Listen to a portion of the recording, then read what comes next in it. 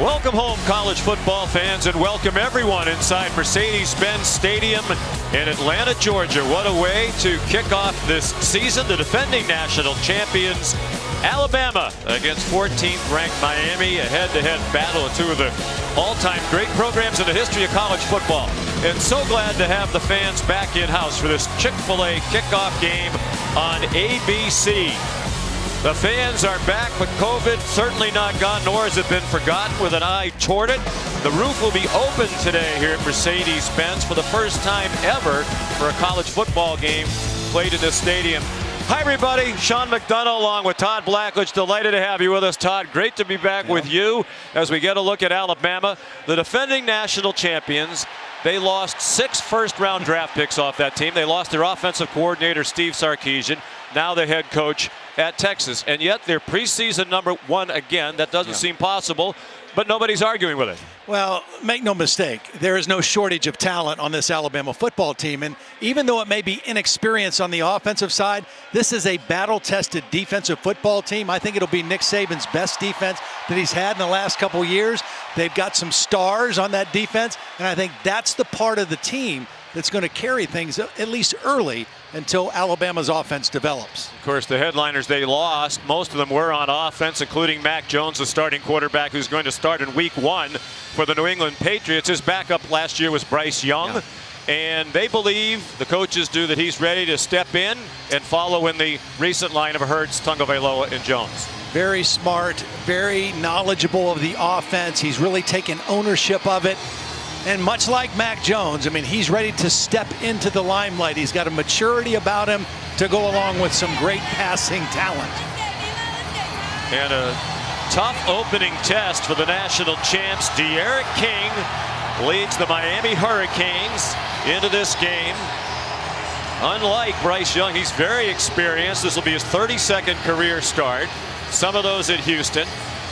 And he's in his 2nd year as a starter at Miami, back from a serious knee injury. Miami believes it is ready to win a game like this against the best possible opponent, take a huge step back toward national prominence. That's what would happen if they could win this game today. Miami won the toss and deferred, so Alabama elected to receive the opening kickoff. It'll come off the foot of Andy Borregales, the true freshman in his first college game. No pressure, full house, national TV. His brother Jose was their great kicker a year ago. Spinning kick goes out of the back of the end zone. It was Jamison Williams, the transfer from Ohio State, who was back to receive it. So here come Bryce Young and the Crimson Tide offense.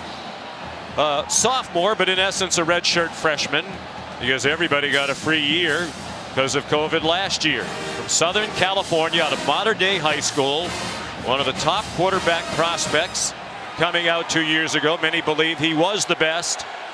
9 games a year ago, all in relief. Now he is the man. He said pressure only comes if you're not prepared. He believes he's fully prepared. He hands it off to Brian Robinson. And Robinson drives ahead for 2. He was smothered by a defense fired up and led on that play by Keontre Smith, an outside linebacker. This is going to be the real challenge for Miami. Can they stand up to the Alabama run game? Even though it's a new quarterback, they feel like their offensive line is still going to be physical. Manny Diaz, his defense last year struggled against the run, and they're going to get tested right away by this Alabama front. Substitutions along the offensive line relative to what Alabama thought it would start the season with. More on that in a moment. Young, a play fake, and a deep throw to an open receiver. Jamison Williams couldn't take it in. He stumbled. I mean, he was beyond the defense. He did have to kind of turn because the ball was not thrown over his outside shoulder. Watch him have to turn his head, and as he tried to move towards the ball, he lost his footing. But Bryce Young had an opportunity for a huge play right there on 2nd down. Of course, they lost Devontae Smith, Jalen Waddle from a year ago. Heisman Trophy winner Smith, both were first-round picks. They're happy to have Williams over from Ohio State. He brings experience and speed. 3rd down and 7. The opening possession of the season for Alabama. Young has time. Far sideline. Caught. John Mechie, their leading returning wideout, has the 1st down out at the 40-yard line. A really nice job. Watch the left side here. Pick up the blitz. Nice job by McClellan, the tailback, and then Bryce Young delivers a timing throw to Mechie, the most experienced receiver. Watch him get away from the contact, make the catch. And back they come again. Slade Bolden, another veteran receiver, picks up 11 and gets them into Miami territory. They'll go quickly. We mentioned changes on the offensive line. They thought Chris Owens would be the center, but the right tackle Kendall Randolph is out with a high ankle sprain. So Owens, 79, is the right tackle, as you can see, and Darian Dalcourt starts at center. John Mechie, good tackle in space by Gervin Hall, one of their safeties. It's a veteran Miami team. Just about everybody back on defense. In all, 19 of their 22 starters returned from an 8-3 team of a year ago. One of the things you always wonder about in a game 1 scenario, how will we tackle on the perimeter? Because both of these offenses are going to test that with quick throws, just like the one we just saw. Young 3 out of 4, the only incompletion, the ball that Williams couldn't handle when he was open, and spun around and stumbled to the turf. Brian Robinson in his 5th year, finally the lead back, powers his way to a 1st down to the 37-yard line. He has waited very patiently to be the starter. His 53rd career game, his 1st start. Well, he's a powerful guy. When he gets those shoulders north and south, a difficult guy to tackle. Listed at 225 pounds. I mean, he's a grown man playing tailback for Alabama. Waited behind Damian Harris and Najee Harris, both in the NFL. Miami showing blitz. They are very aggressive on defense. The head coach, Manny Diaz, has reclaimed the defensive coordinator role as well this year. He's calling the defenses. Young had to step up away from the rush. Wide open receiver. It's John Mechie lunging for the pylon. There is a flag. It's a touchdown if it stands. I think Miami was offsides on the pass rush. Evan Neal still blocked his guy, and this touchdown should stand. Offside. Defense number 13. Penalties decline. The results of the plays. Touchdown. DeAndre Johnson got a head start.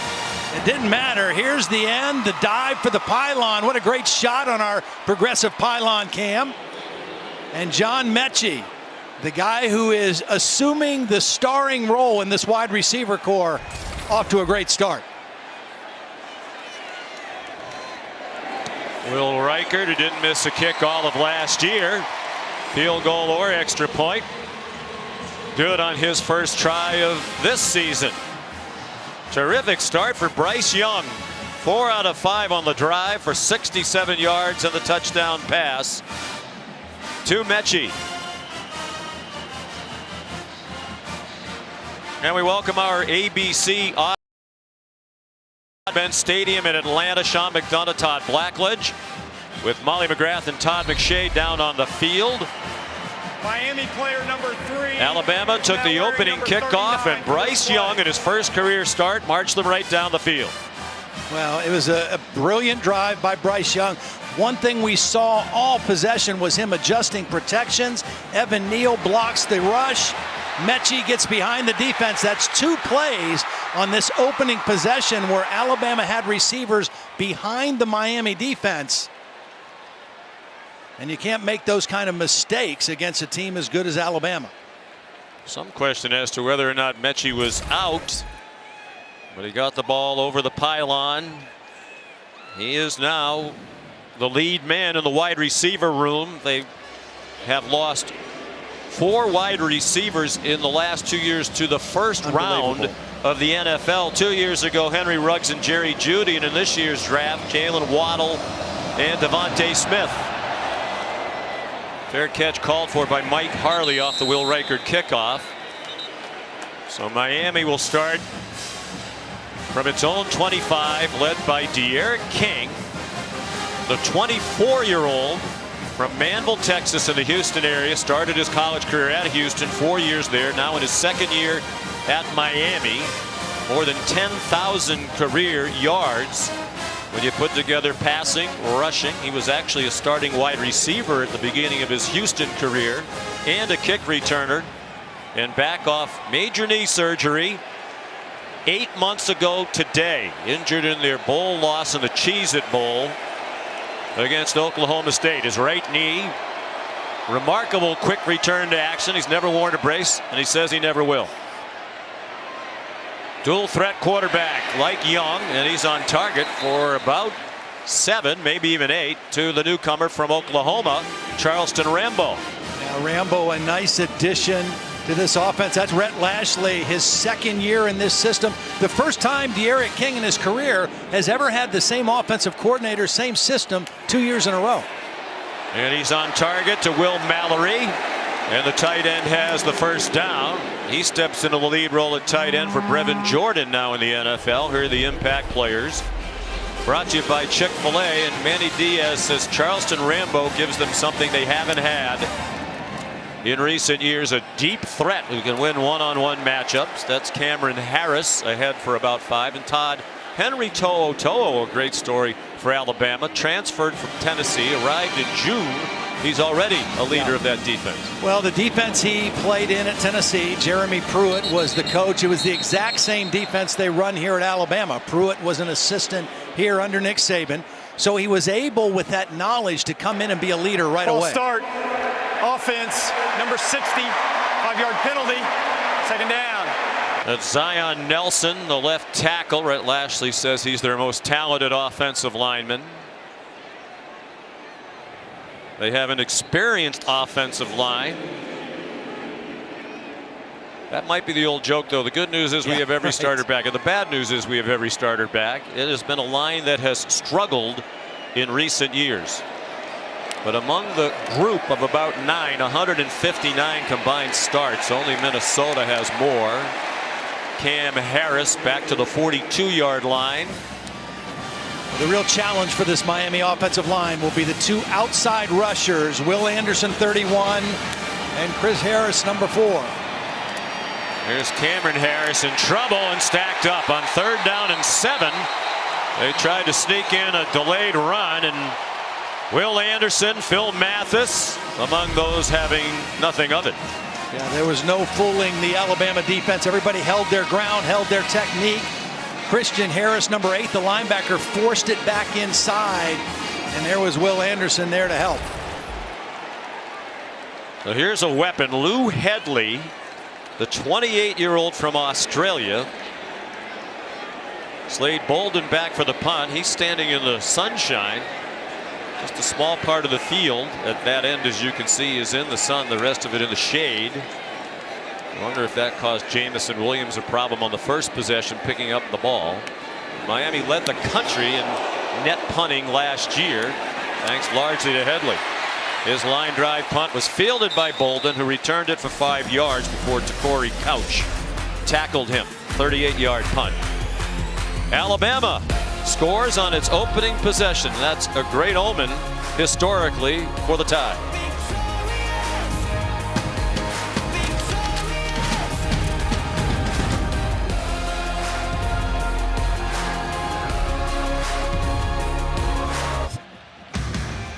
John Mechie, the touchdown on the opening possession for Alabama.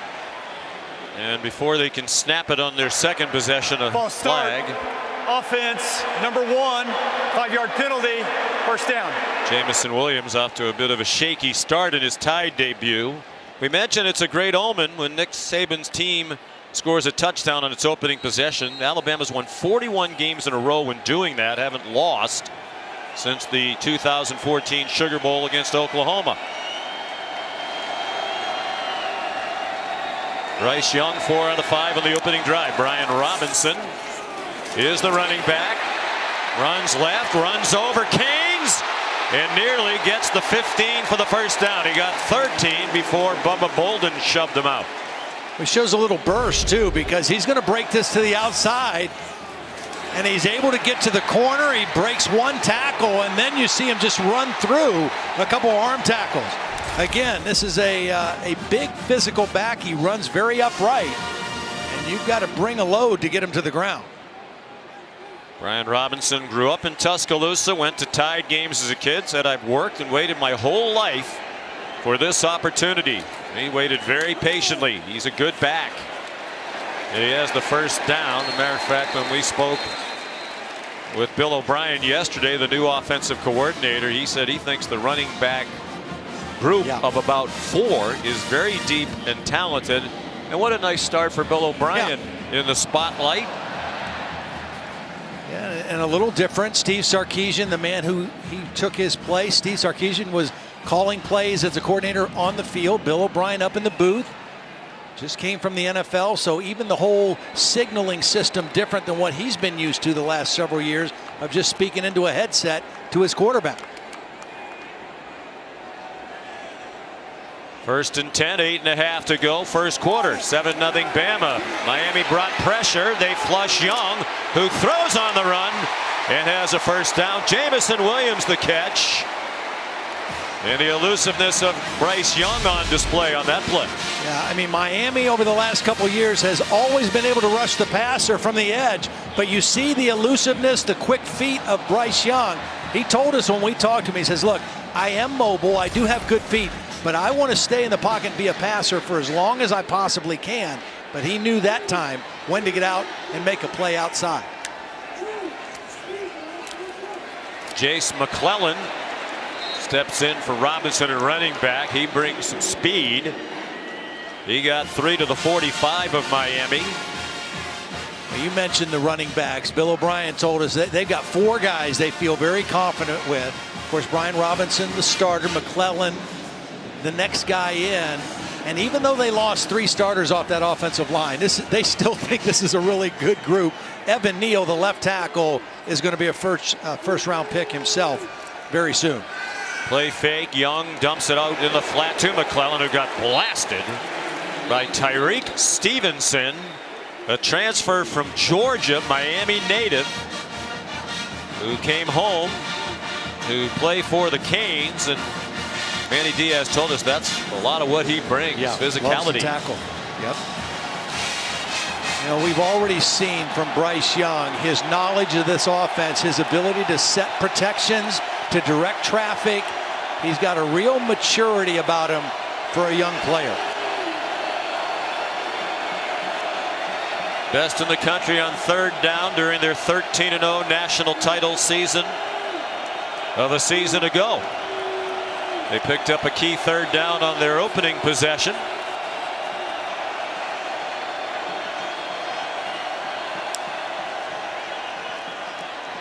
Young, all kinds of time, shovels it to McClellan, work to do, and he did it. Got the first down with 2 to spare, tackled by Takori Couch and Gilbert Frierson. Well, first of all, it's only a 3-man rush, so he just moves to his right to see if he can open. 3-man rush means 8 guys dropping. There's not much room to throw the football, but he doesn't panic.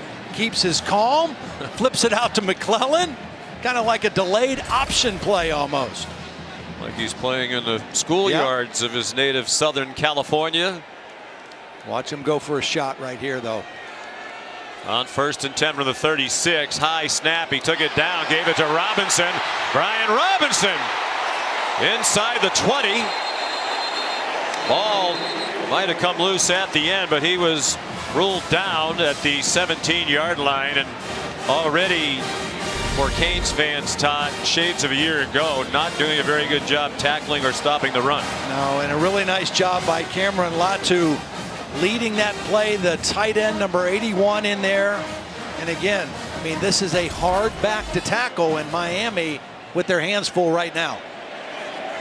They're being dominated in the first 9 minutes plus. Already 7-0 Bama, and they're on the move again. Robinson taken down for a loss by Takori Couch. The play forced by Bubba Bolden. Bolden, one of those who elected to return for another year. D'Eriq King announced he was coming back for another season before they even played the bowl game in which he got hurt. And as soon as he said, I'm coming back, Bolden and several others said, I'm not going to the NFL. Bolden said, I'm coming back to win a national championship.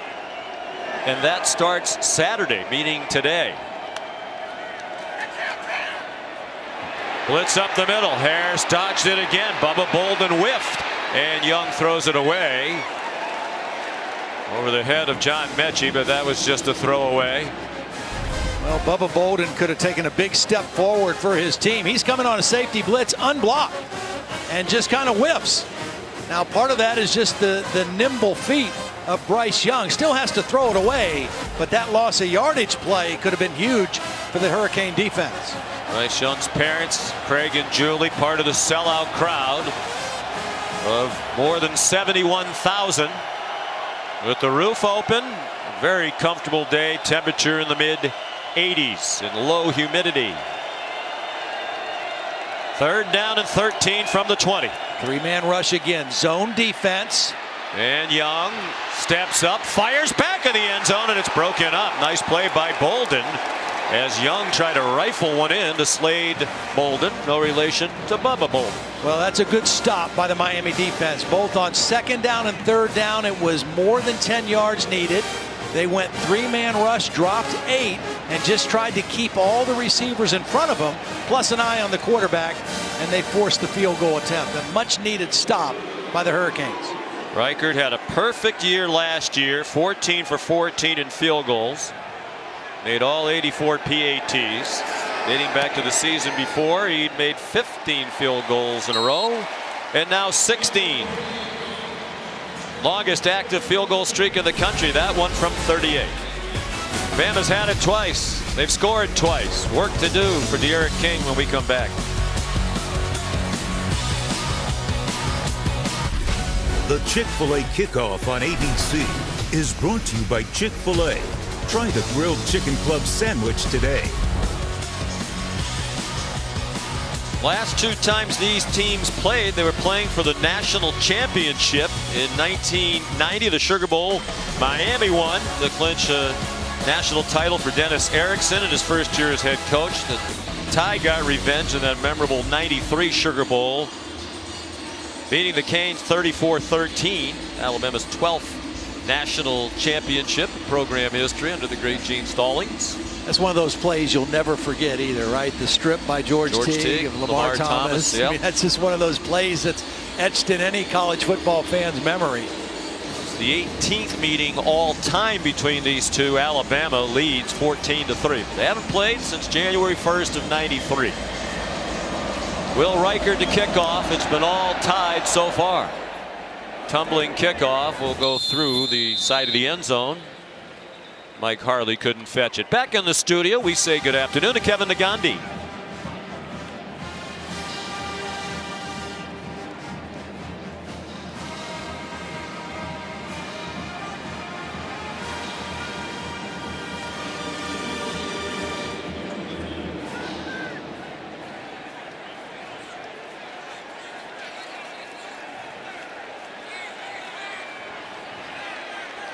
Yeah, that was a great win. You know, slow start last year in the COVID year for Penn State. Great win on the road today.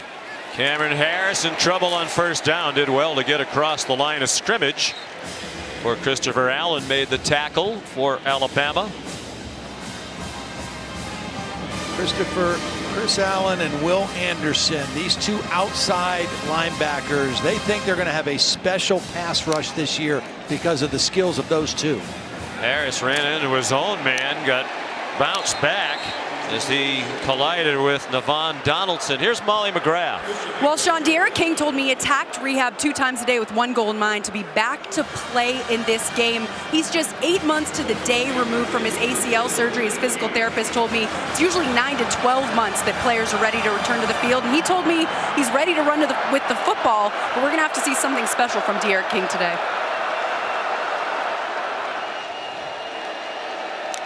5 wide receivers. King over the middle. The slant connects to Keyshawn Smith, but he's down 2 yards short of the first down. Tackled by Jalen Armour Davis, a first-year starter, a special teams player the last couple of years. Standing in for the first-round pick, Patrick Surtain. It looks like Miami might be going for this. No, they can't.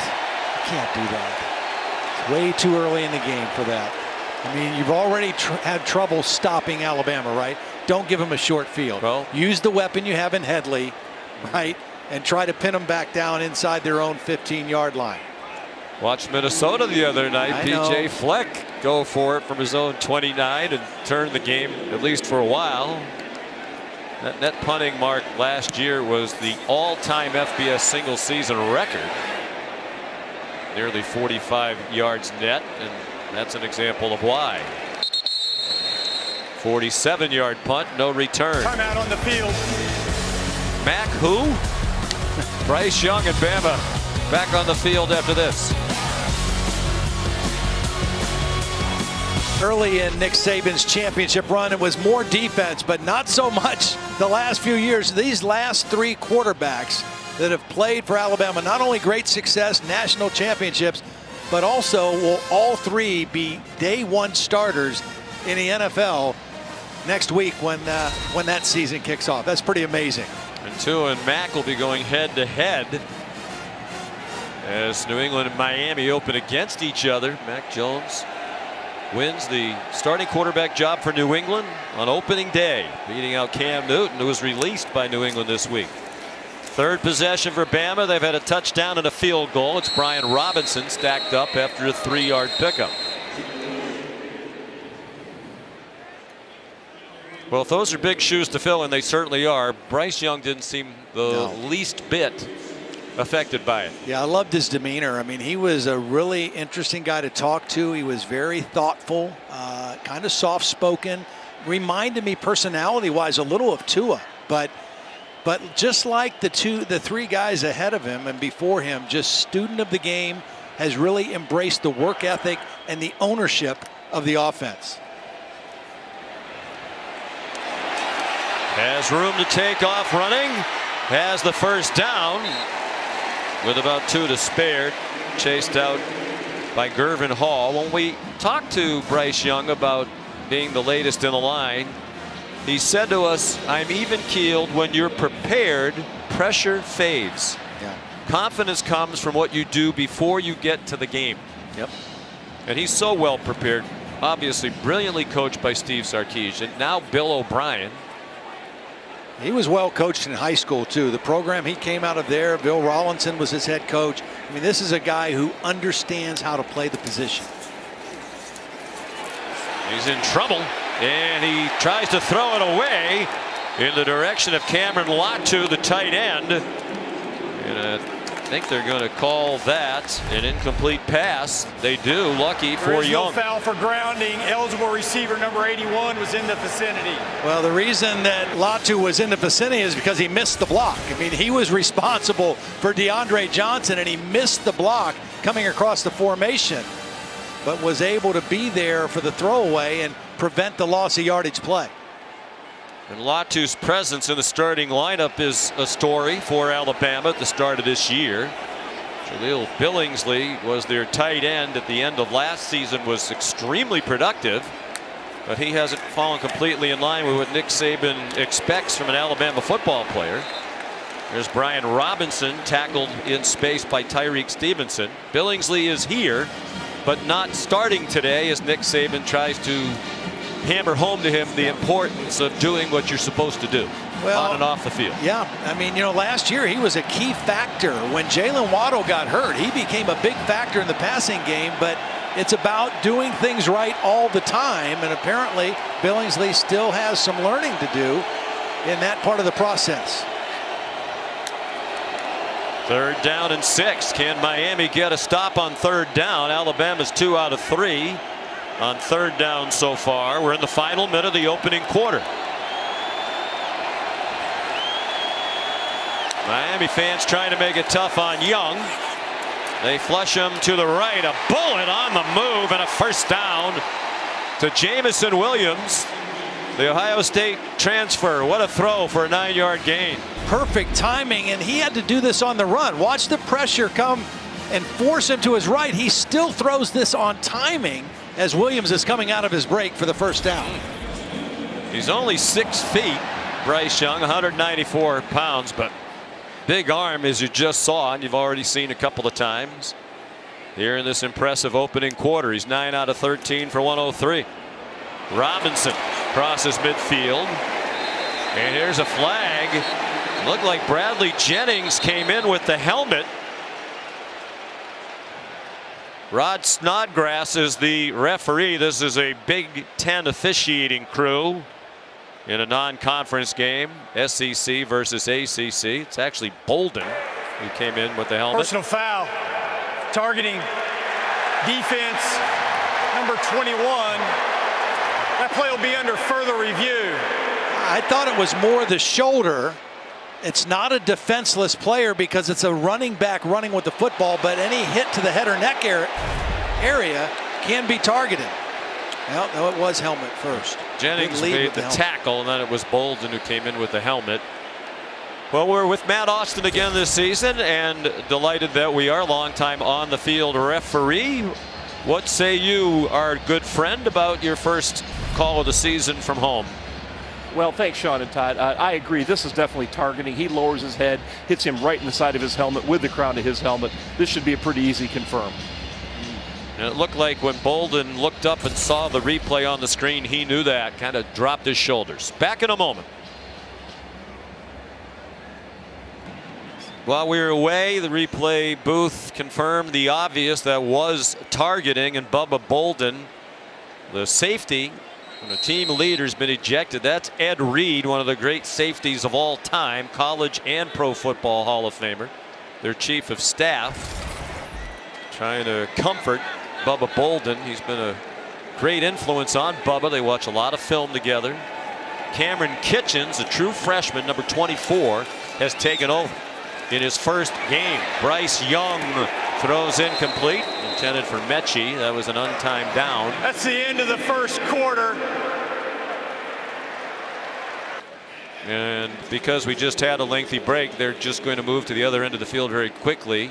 Ordinarily there would be a TV timeout here, but there won't be, and that gives us a chance to chat with our pal Todd McShay. Todd, just 3 starters back on the offense for Alabama, 2 of them offensive linemen, Emil Ekiyor and Evan Neal, and you've been really impressed by Evan Neal. Yeah, everyone loves talking offensive linemen, right? The sexy position, but Evan Neal, if you watch him in the box jump that he does, I would have probably broken my whole body. I have no idea how he does it. At 350 pounds, he's able to make that jump and spread his legs and then hold his body control. That's why he's going to be a top 5, top 7 pick in the upcoming NFL draft. He's special. And when I talked to the opposing offensive players for Alabama, they said that there was no question who the best offensive lineman was on Alabama, and it was Neal. That was a 48-inch box jump, split leg. That's from a 350-pound man. There's a lot of downside risk there. I mean, what happens if you don't stick the landing? That is not going to end well. No. For you, or maybe some people around you. That might have registered on the seismograph if he didn't stick the landing. But he is so good, though. He was the right tackle last year. Of course, Alex Leatherwood, was an award winner, first-round draft pick. Now they move Neal over to the left side, and just like Todd said, I mean, he's going to be a top 4 or 5 draft pick himself, and he is really special. Listed at 6'7", 350. After the play fake, wide open, JoJo Earl. He's a freshman. That's his first career catch, and he took it inside the 20 for a 16-yard gain, tackled by Gervin Hall, the one remaining starting safety now for Miami. Manny Diaz told us we have excellent starting safeties, Hall and Bolden. They're veterans, but true freshmen behind them. And it wasn't going all that well, even with the veteran Bolden out there. Yeah, right now, Manny Diaz doesn't have any answers for Alabama's offense. Jamison Williams Gets 9 more. Tyreek Stevenson made the tackle. Bill O'Brien said yesterday about Williams, Ohio State must be loaded at wide receiver if that guy couldn't really get regularly into action for the Buckeyes. Well, they are. He was right about that. But this guy has been a welcome addition to Alabama's receiver room. Play fake by Young, wide open, and it's a touchdown. Alabama picking right up where it left off last year when they hammered Ohio State for the national championship. Cameron Latu, the touchdown. What a nice drive. I mean, again, Manny Diaz doesn't have any answers. They can't stop the run. If they rush 3 and drop 8, they're not making the quarterback panic. He just buys time. He dumps it off if he has to. And when they do try to come after him, he hurts the man coverage with the right decision and an accurate throw. That is the first career catch for Latu. Redshirt junior from Salt Lake City, former linebacker. Bryce Young, 12 out of 17 for 137 and 2 touchdowns. Well, watch the move by Latu on linebacker Keontre Smith. Here's Latu right here. Here's the coverage. A little out and in, and watch him just leave the linebacker right outside, and a wide open target for Bryce Young. And if Nick Saban's trying to have a teaching moment for Jaleel Billingsley, I'm sure he's pleased about that development too. We have somebody else who can play and play well if you don't want to fall in line.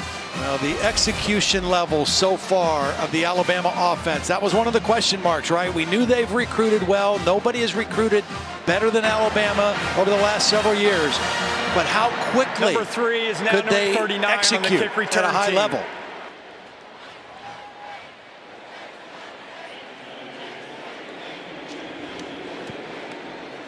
Total yardage 200 for Alabama, 30 for Miami. They've run 27 plays to 8 for the Canes.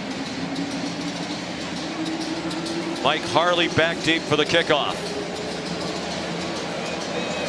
Now it's just the small sliver of field that is still in the sunlight. And they'll start from the 25 again on a touchback by Will Reichert. What a week 1 this is of college football. There was some action last week, of course, but that was week 0, as it's come to be known. Tonight on ABC, 7:30, a top 5 matchup. 2 national championship contenders for sure. Number 5, Georgia, and number 3, Clemson, from Bank of America Stadium in Charlotte. JT Daniels at quarterback for Georgia. DJ Uiagalelei for Clemson. Yeah, that's going to be a great football game. I think Georgia with JT Daniels, if he stays healthy and plays the way he did at the end of last year, has a real chance to threaten Alabama in the SEC this year. D'Eriq King takes off running and has the first down. Second of the game for Miami. He picked up 11. Well, that's what he gives you. I don't know that we'll see a lot of design quarterback runs out of D'Eriq King today, but those kind of plays, when things break down and he has to extend a play, Rhett Lashlee wants his quarterback to do that. Look out! He got hit by Chris Allen and the ball popped out, and Phil Mathis has it for the tie. We talked about Will Anderson and Chris Allen. Here's Allen working on the right tackle, skate. Recovered by the defense. He just blows right by him. You cannot block those two guys one-on-one for a long period of time. They're both collapsing the pocket. Both Allen and Anderson had a beat on the quarterback, and that one resulted in a turnover. In 2015 and 2016, this Alabama defense had 50-plus sacks in both years, and they feel like they have that caliber of pass rushers on the edge for this season. Chris Allen limped off and needed to be helped into the medical tent. So great field position for Alabama. The Miami 33. Young to Slade Bolden for 4. D'Eriq King also limping on the sideline. It was his right knee in which he tore the meniscus and ACL in the Cheez-It Bowl against Oklahoma State in late December. Had surgery 8 months ago today. Remarkable pace of the rehab to be ready to go. He said he's 100% and he wasn't going to think about it at all. If the play called for him to run or the situation called for him to run, he would run. He had nowhere to run that time. Flipped to Mechie, and he got flipped to the ground. No gain. Nice play by Corey Flagg. I'll take a look at the hit on De'Aaron King at the end of the play. Both guys involved in that play ended up in the injury tent. See De'Aaron limping off. Hope he's okay for sure. Well, Chris Allen has had a history of knee injuries as well. He missed all of 2018 with a preseason knee injury. Got to look at Tyler Van Dyke, who would be the backup quarterback for Miami if needed. 3rd down and 6. Alabama 3 for 4 on 3rd down so far in the ball game. They blitz to the Canes, and the tackle is made by Keontre Smith. He drops Brian Robinson for a loss. Now let's see what Nick Saban will do now on 4th and about 10. King looks okay.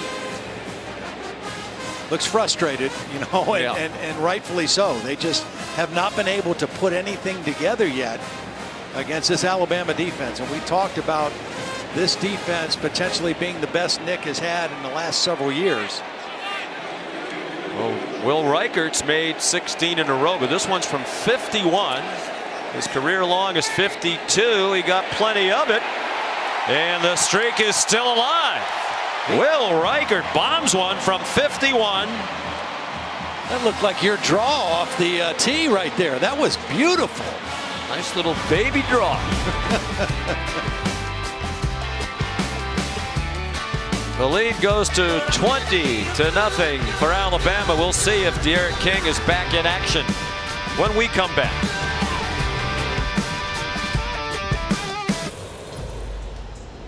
This season, Allstate will celebrate every field goal and extra point made by participating universities by making a donation to that university's general scholarship fund.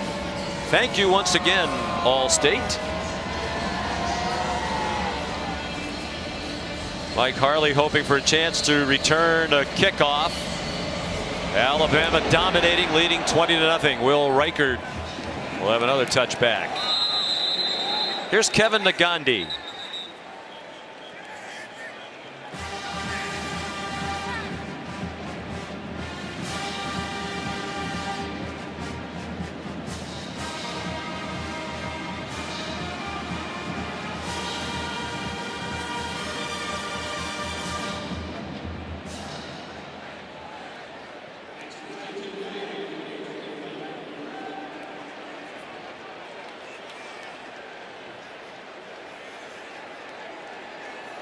And Iowa with a big game next weekend in Des Moines against Iowa State on 1st down. Charleston Rambo caught it, got dumped for a 2-yard loss by Brian Branch. Meanwhile, Christopher Allen going to the locker room for further examination and looking despondent, understandably so. Drew Sanders, number 20, has come in for him, experienced backup. Cameron Harris, nowhere to run. Shoved out of bounds by Brian Branch with help from Jordan Battle. And Malachi Moore, these two, they list him as 1st and 2nd team star. Now today, Malachi Moore is starting at safety in place of DeMarco Helms, and Brian Branch is the star, and they are two outstanding players. And on both those plays, perimeter throws stopped for 0 yardage.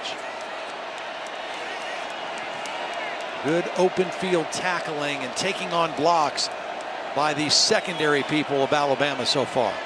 Miami in jeopardy of a very quick 3-and-out. King is 5 for 5 passing. Anderson got a great jump. He got a piece of King up around the face mask. De'Aaron managed to scramble for 5, but went down 5 short of the line to make, and it was Allen's stand-in, Drew Sanders, who ran him down. Boy, how quick off the ball is Will Anderson. Yeah, he's so quick, and you know, he feels like he's playing even faster now because he has more knowledge of the defense. Miami number 5 is now number 46.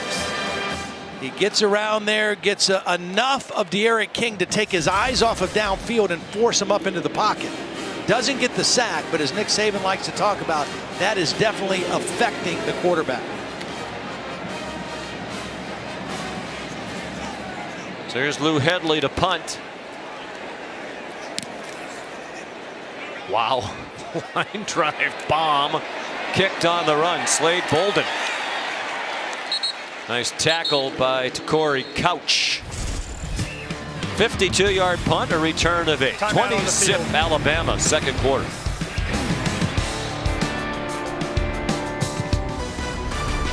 The Chick-fil-A kickoff on ABC is brought to you by DoorDash. Get more from your neighborhood.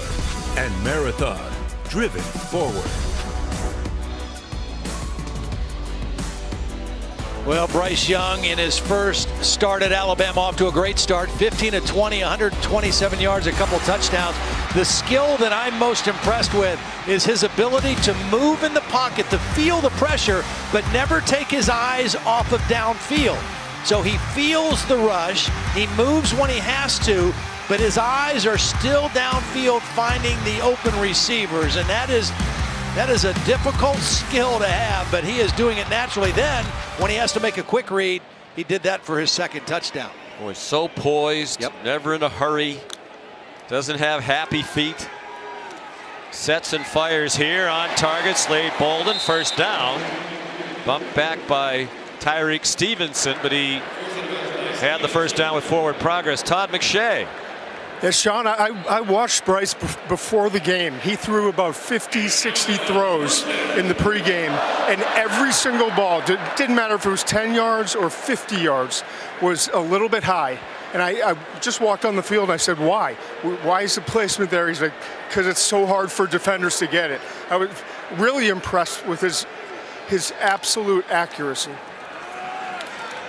Chase McClellan, another missed tackle by Miami, and into Canes territory went McClellan.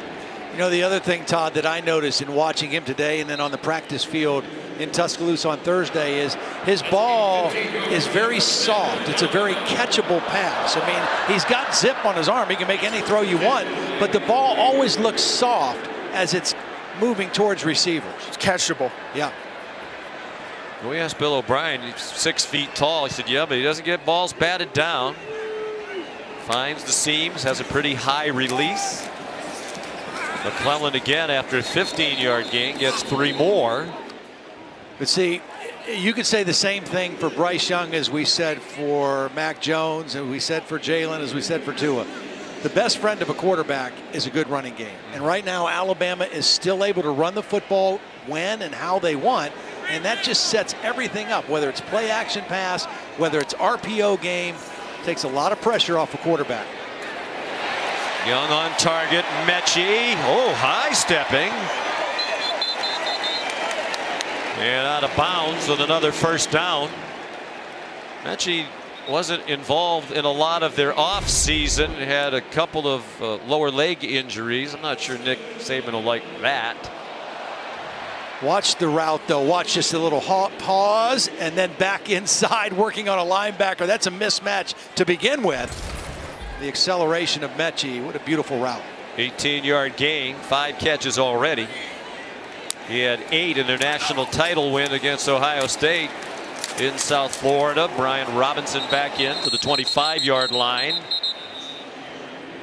Wayman Steed whiffed on tackle attempt. Robinson lost his helmet.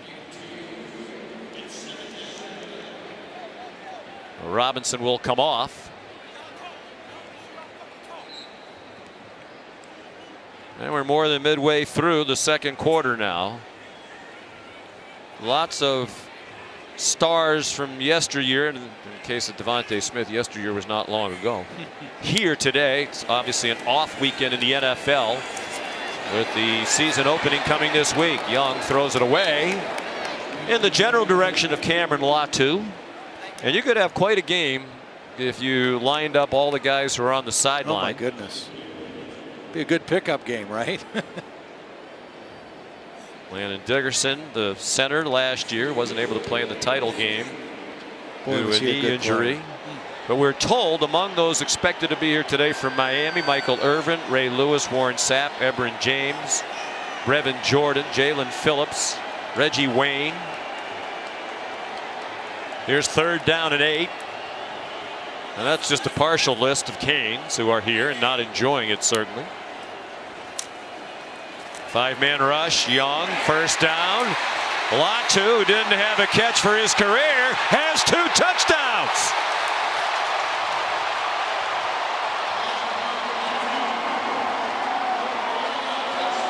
"25 yards for Cameron Latu." Well, watch Bryce Young set the protection this way. Pressure is coming from here. He calls turn protection. He gets the back over there. He steps a little bit to the right until he sees Latu open in the middle and gets him the football. Awareness, understanding, recognition, and then getting the football where he needs to on time. And one thing's for sure, if Miami does want to return to national prominence, they need to tackle better. Yeah. The tackling has been dreadful here in this first half, this first quarter and a half. So Cameron Latu, who did not have a career catch coming into today, has caught 2, both for touchdowns. The extra point by Reichert made it 27-0.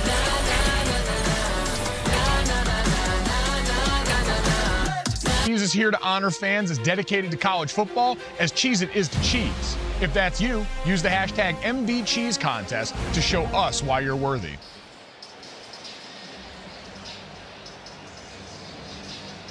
Nick Saban trying to continue to impart a message to Jaleel Billingsley. Probably something along the lines of, we want you to be fully a part of this. But they have such a great culture there. You know, Nick told us yesterday the players really largely take care of the culture themselves. They keep each other in line.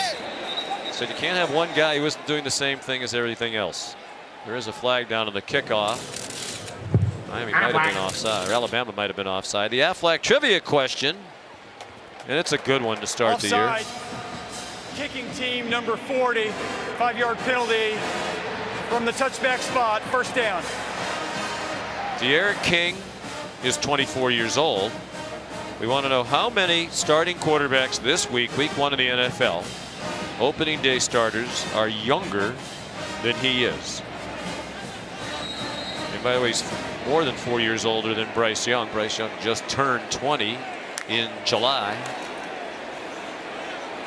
Donald Chaney in at running back.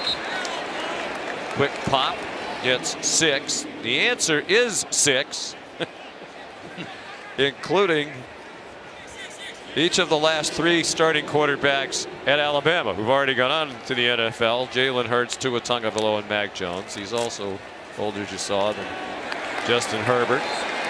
And there are 5 24-year-olds. Zach Wilson, obviously, is going to make his debut for the Jets. Trevor Lawrence for the Jags. He's the youngest. But also 24 are Sam Darnold, Lamar Jackson, Joe Burrow, Daniel Jones, and Kyler Murray. So he's older than 6 and just slightly younger than 5 others. He's under duress again and swung down. It's Christian Harris, who Manny Diaz, the Miami coach, called the best linebacker in college football when we talked to Manny this week. Well, they brought both inside backers. To'o To'o was first, and then Christian Harris second, and did a nice job of getting to the quarterback. Loss of 4, 2nd and 14. 4 wide receivers. There's Anderson again. Yep, there he goes. Will Anderson. You can't block this guy one-on-one and have a lot of success. He's too quick off the ball. This time they're trying to pull a backside guard to help. They actually have 2 guys accounted for him. Neither one of them stayed with the block, and Anderson just kept working his way to the quarterback. Sophomore from Hampton, Georgia. Really came on the second half of last season. Obviously learning as he was going along. Didn't have a sack in the first 6. Had 7 in the last 7. In the flat, Cameron Harris. He gets walloped at the 44. You know, obviously this is not all on De'Aaron King as Miami's forced to punt again, but we talked about the Alabama quarterbacks, right? The last three going to be starting in day one in the NFL. Number 5 of Miami will be number 46 for this play. The last Miami quarterback to start an NFL game, former Hurricane, was Ken Dorsey, all the way back in December of 2008 for the Cleveland Browns in a 14-0 loss to the Bengals. Dorsey's now 40 years old, and he's the passing game coordinator for the Buffalo Bills. It's been a long time since Miami has had that kind of quarterback. They used to have a ton. Lou Headley, the punt. There is a flag down. Irvin Hall interfered with Slade Bolden, it seemed.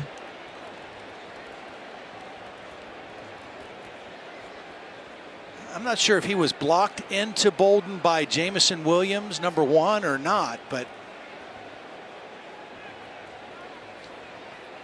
Miami was in position to really down the ball deep inside the 5-yard line.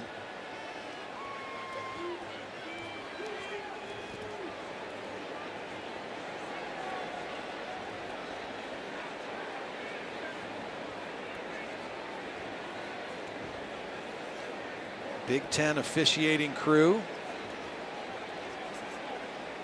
Big day for the Big Ten. Big weekend. A lot of conference matchups. A couple really good games. Personal foul. Kick catch interference. Kicking team number 26. 15-yard penalty from the spot of the foul. First down. Timeout.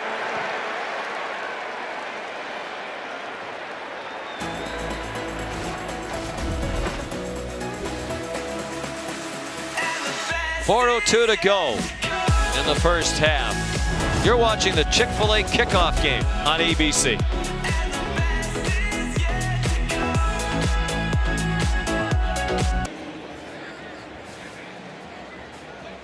Here's a look at the action from the AT&T 5G Skycam. Let's actually look now at the Skycam. First and 10 Alabama, 4 minutes to go in the half. Big hole for Roydell Williams. He lost the ball, and I believe they're going to rule him down, and they do after an 8-yard gain.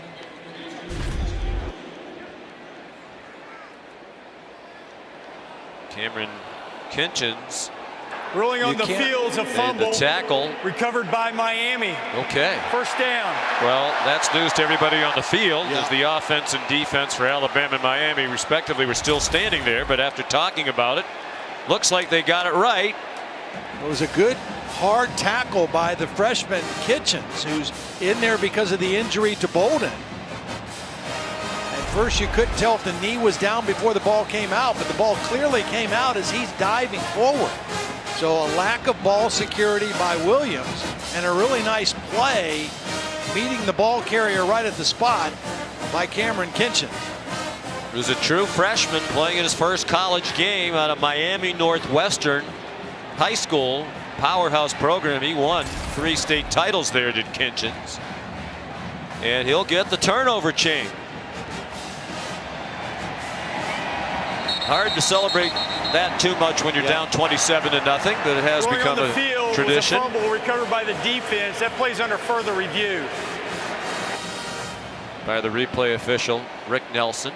Now, the turnover chain debuted in 2017, and it has been much imitated now in a variety of ways around the country. Well, the interesting thing too is, I mean, there's a lot of hype surrounding it, but it's actually been something that is really inspired and motivated their team as well, because since the inception of that in the 17 season, they've had 92, and this would be 93 forced turnovers, which coming into this year was tied for the 3rd most in that period of time, tied with Iowa and Syracuse, the only teams ahead of them. Clemson, the leader, with 97, Alabama with 95. Oh, I wanted to guess. Oh, we already did, Aflac. I guess they're looking at the replay to see who recovered the fumble. Matt Austin, let's bring you in. You look like you're ready to go. We can see you. The audience can't, and that's a shame to waste the movie star good looks. But how are you, buddy? What do you think? Doing very well, thanks. Yeah, you're exactly right. They're looking at this recovery because the Miami player looked like he had it between his legs, and that's not allowed to have possession of the ball when it's between your knees. You have to have your hands or your arms controlling it. And you can see right there that the Alabama player got it and it was on his knees. So I think they're going to give this ball back to Alabama. Which would be a big relief to Roydell Williams after his animated message from Nick Saban. We should mention that it's an experimental replay situation here today. Big Ten officials on the field and in the replay booth. Rick Nelson is the replay official. Here's Ron Snodgrass, the referee. After review, there was a fumble, however, was recovered by Alabama. First down at the 35-yard line. So good work by Rick Nelson. Yeah, I got to give the chain back, right? You don't get to keep it. No. You got to go back to work. But the celebration still stands. Yeah. And you can't undo that. Back into the safekeeping place it goes. But this game is part of an experiment. The Big Ten is the only one of the Power 5 conferences that does not use collaborative replay, where you have replay officials at the stadium but also somewhere else, back in the headquarters looking at monitors. So today, Gene Simcoe, the Big 12, is actually in Pittsburgh at DB Sports headquarters, and he is weighing in on the replays with Rick Nelson. And now the officials want to continue to talk about this. So we don't know if it was Gene Simcoe back in Pittsburgh who suggested to Rick Nelson perhaps take a better look at this. But ultimately, the decision maker is the replay official who's here at Mercedes-Benz Stadium.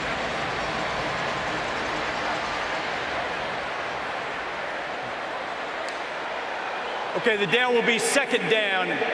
Second down. That's what they're trying to clarify. Second down and probably where to place the ball. Well, because it was not a change of possession, right? Because Miami was ruled to have never recovered the ball. Matt Austin at his lovely home, nodding his head in agreement with you, Todd.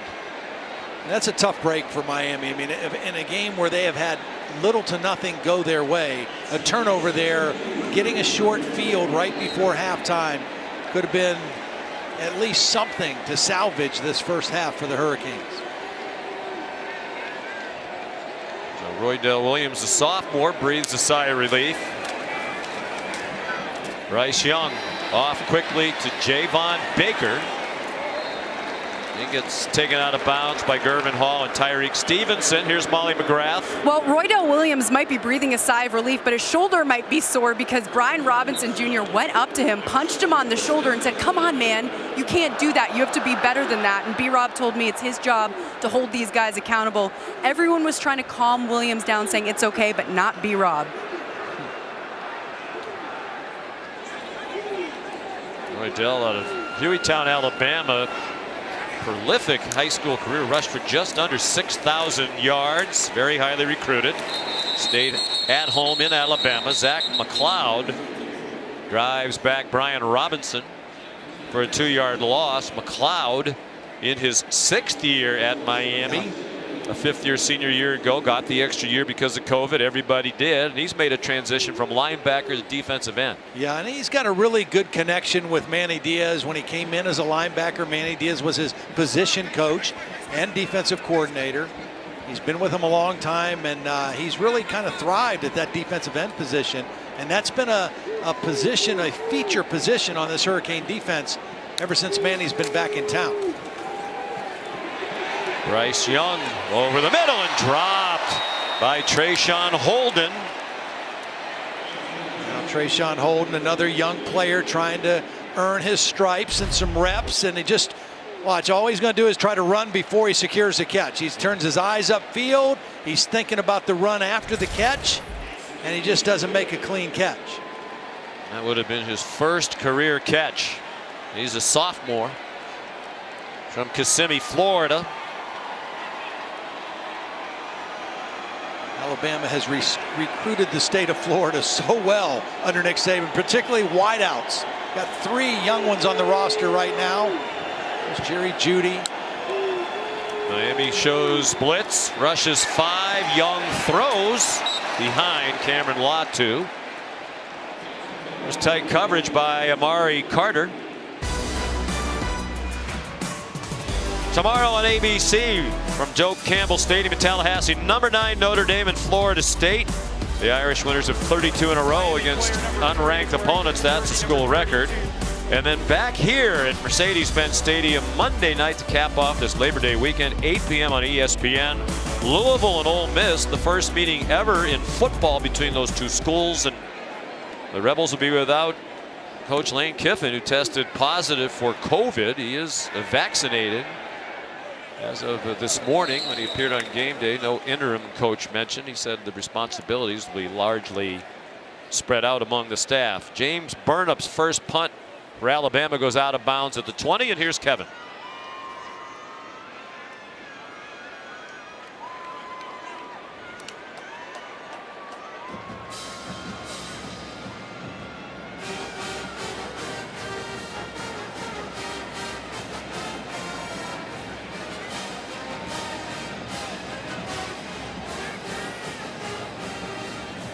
And we look forward to that, Kevin. Thank you.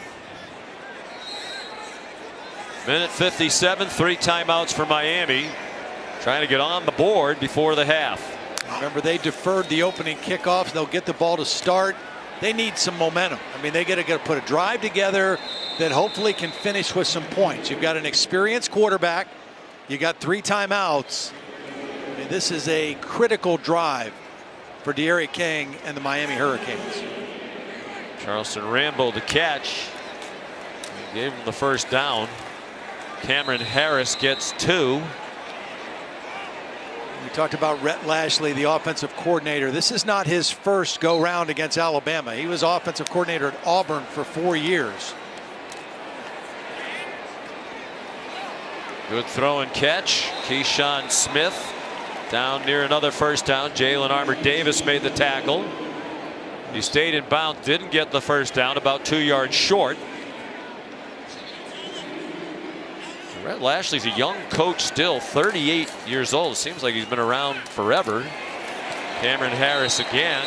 He's been the offensive coordinator at Samford, Arkansas State, Auburn, UConn, SMU, and now in his second year here at Miami.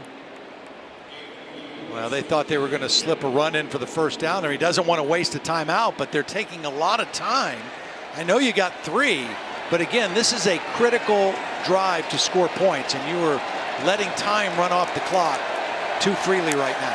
You have to go for it, you'd think, on 4th down. If they don't get it, that's a moot point. They do get it, then Cameron Harris upended in the open field by Josh Jobe, a returning starter at cornerback, preseason first team All-SEC this year. And another Florida kid out of Miami that Nick Saban recruited. And whistle stopped the play for a false start against the Hurricanes. A little sloppy operation right now. You know, I mean, the clock stops temporarily to move the chains for a first down. You still don't have to use a timeout, but then they get the false start and they move themselves back 5 yards. You mentioned Rhett Lashley at Auburn. False start. Offense. Number 11, 5-yard penalty. First down. The penalty includes the option for a 10-second runoff. Miami has chosen to take a timeout. Their first of the half. Lots of great action tonight, tomorrow, and Monday, as this week 1 of college football will conclude on Labor Day night right here in this building with Louisville and Ole Miss. Yeah. Well, we mentioned no Lane Kiffin. The good thing for Ole Miss is Matt Corral, his quarterback, is back, and he's a heck of a player. Knows that offense, knows what they're doing. And, you know, Sean was mentioning Rhett Lashley going against Alabama's defense, Nick Saban, for 4 years when he was at Auburn. 2013 and 14, they won in 13. They lost a shootout in 14. He had a quarterback similar to D'Eriq King and Nick Marshall. However, the next 2 years, 15 and 16, he did not have that kind of quarterback. And they had the kind of offensive output that, unfortunately, he's suffering today. 82 yards of total offense in the first half so far against Alabama. D'Eriq King throws it away. And there's no question, King's a very talented guy. Yeah. You talked about the lack of quality quarterbacks in their program in recent years. He's an excellent quarterback. But even though this offensive line is experienced, they're getting manhandled. Right. by Alabama. Well, and again, at the top of the show we talked about where's the strength of Alabama. Now, the offense has been better today than we thought they might be. The defense has been what we expected. A dominant defensive front led by Will Anderson. Chris Allen left the game earlier. We don't know his status. Throw behind Mike Harley. It'll be 3rd down and 15, 25 seconds to go until the half. Under Nick Saban, when leading by 7 or more at the half, Alabama is 134-4. That's 97% of the time when they're up by 7 or more at the half, they win. You got to get half the yardage here if you're De'Aaron King. I mean, you've got to go for it on 4th down, but you don't want to be 4th and 15. Pressure from King's left.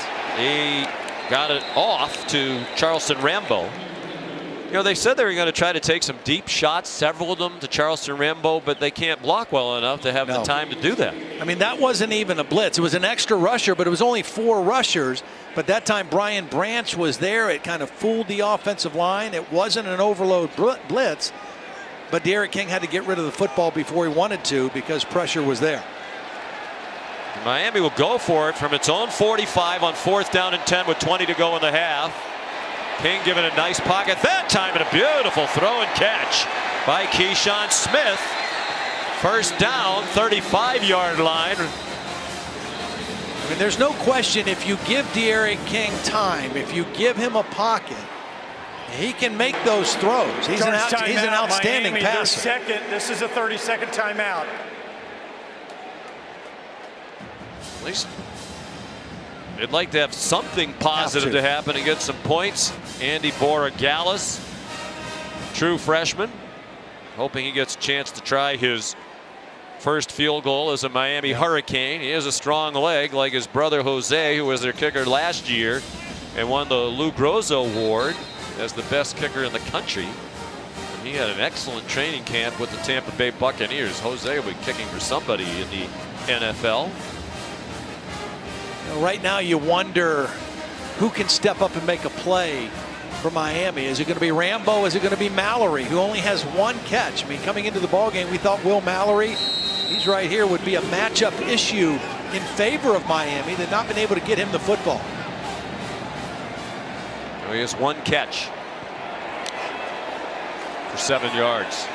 King, plenty of time, lofts it up, going deep for Rambo, and a flag flies as he got tangled up with Daniel Wright. Well, their coaches told us they'd like to take several deep shots with Rambo. They finally launched one deep. It's the right matchup, too. You see, Daniel Wright is a backup safety who's in the game because they're in dime defense. 6 defensive backs.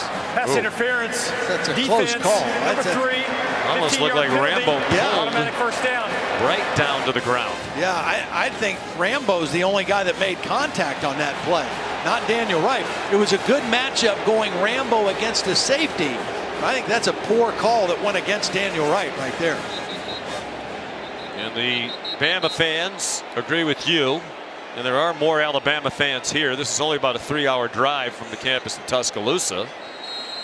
You know, the big difference, though, if that's the NFL, that ball's inside the 5-yard line, a chance to go for a touchdown. Now, there's only 5 seconds. And they're going to run another play. Maybe just try to get in the middle of the field for Borregales. Yes. Not enough time to really feel confident you could throw one toward the end zone and have enough time for another play. Now, you have to try to get points here.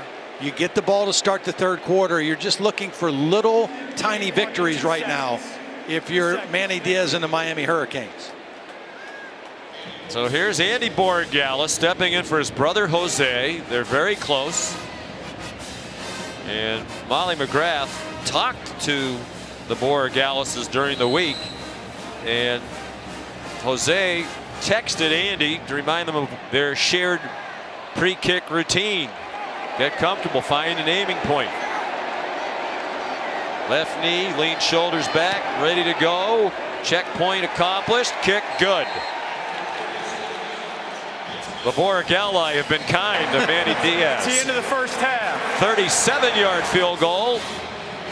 And a little consolation to take into the locker room for the Kings.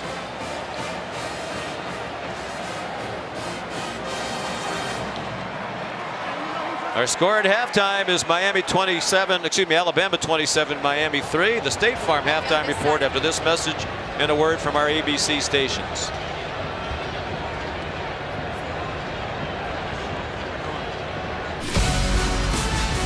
You're watching the Chick-fil-A kickoff game from Mercedes-Benz Stadium in downtown Atlanta, Georgia.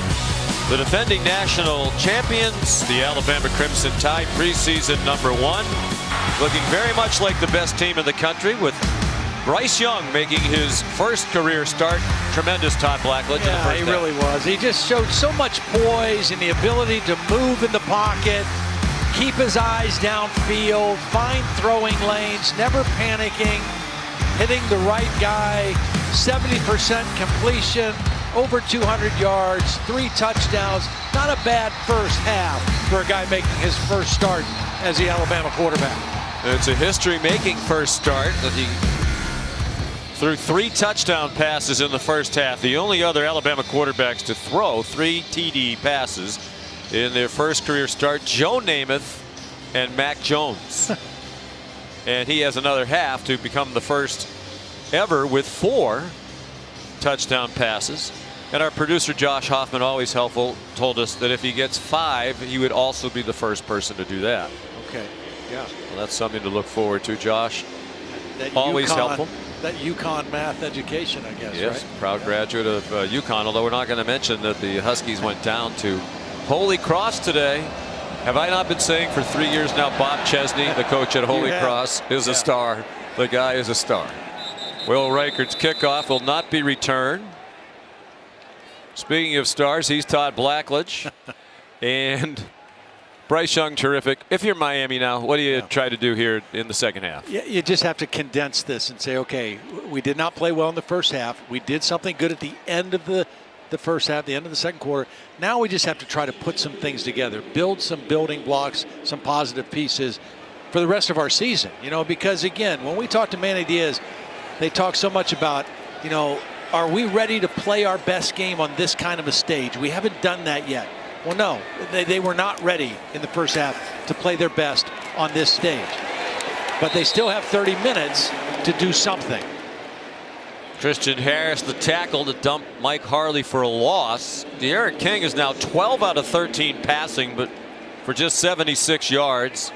He's had very little time against this relentless Alabama pass rush headlined by Will Anderson. You know, and 29 yards rushing, just puts everything on the quarterback. There's Mallory with just his second catch of the ball game. Well, Sean, you guys were talking about keeping it simple. That's what Manny Diaz told me he wants to do. He said, you got to just get that first down, then we can get some momentum. We've had some plays and some opportunities, but penalties are absolutely killing us. And he said his message to De'Aaron King is don't look at the scoreboard, don't get frustrated, and don't try to do too much. And I asked him if he was going to run more in this second half. He said, we're going to do whatever we need to do to win this football game. King on target to Mike Harley for the first down. Harley, their leading receiver last year. Here's Charleston Rambo out near the 40-yard line. Will Anderson there. We talked to Will Anderson, Todd, the other day. He said, I view myself as a complete player. I'm not just a pass rusher. He worked hard in the offseason to be better in pass coverage and in space. Well, and against the run. And that's what we saw right there. I mean, perfect technique, just riding the block down, keeping his hands free, and then there to wrap up the ball carrier. If you want to be a complete player, it's all of that. You know, he was just a defensive end in high school, so he had the pass rush piece down. But it's the coverage piece. It's the other things of being an outside linebacker in this defense that requires more from him, and he's answering that. Started every game last year for Alabama as a true freshman. Nice throw, nice catch. Harley lost his helmet as he was tackled, but he has the first down to the Alabama 44-yard line. And this is exactly what you want if you're Miami. Come out of the locker room, get some momentum, make some plays, piece some positive things together. D'Eriq King's got him on the Alabama side of the 50-yard line now to start the third quarter. 16 out of 17 for the game with the 5 for 5 on this drive. A rocket that's caught by Xavier Restrepo, a freshman. He was a freshman last year, but he gets to be a freshman again because of the bonus COVID year. That's his second career catch. He caught one last year at Duke. Second time we've seen that little play in this drive. They ran it to the other side a couple plays ago. Just a hurry up tempo play. You've got stacked receivers on both sides. The top receiver's a blocker. The second guy's just a little quick screen. Michael Redding, the last catch.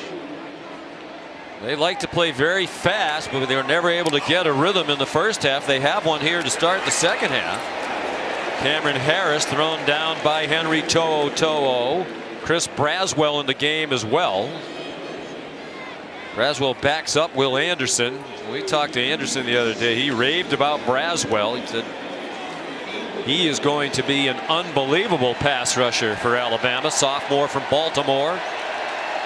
You know, he's in there now, and the only negative thing of Alabama in this game right now is the status of Chris Allen, who went out early in the ball game, has not returned. You wonder what his status is.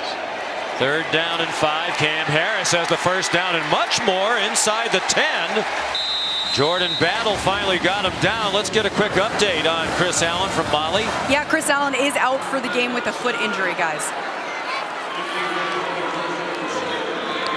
He is an outstanding player. You hope that's not a serious injury. Braswell is going to get a lot of reps today.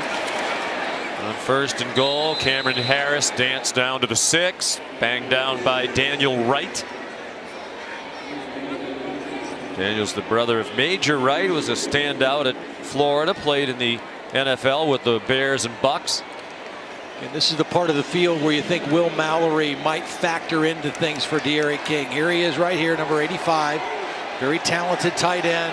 D'Eriq King has a lot of confidence in him. Big target. They fake the run to Chaney, and King throws it away. Well defended by Alabama. They had the underneath, which was Mallory, and they had the deeper receiver in the end zone covered, and all D'Eriq King could do was throw that one away.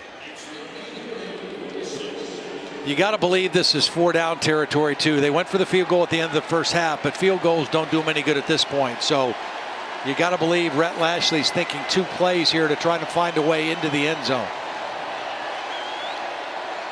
Third and goal from the 6. Opening possession of the second half. Chaney down to the goal line, and they're marking him down short. Byron Young prevented the touchdown. They get over the ball very quickly. They are going to go for it on 4th down and goal from inside the 1. King to the goal line, and he did not get in. You know, that's a tough play. It's a quarterback sneak, but you're sneaking from 5 yards off the football. You're not under the center trying to sneak underneath the blocks. You're catching this ball 5 yards away. And by the time he gets towards the goal line, Alabama had won the line of scrimmage there and kept King clearly out of the end zone.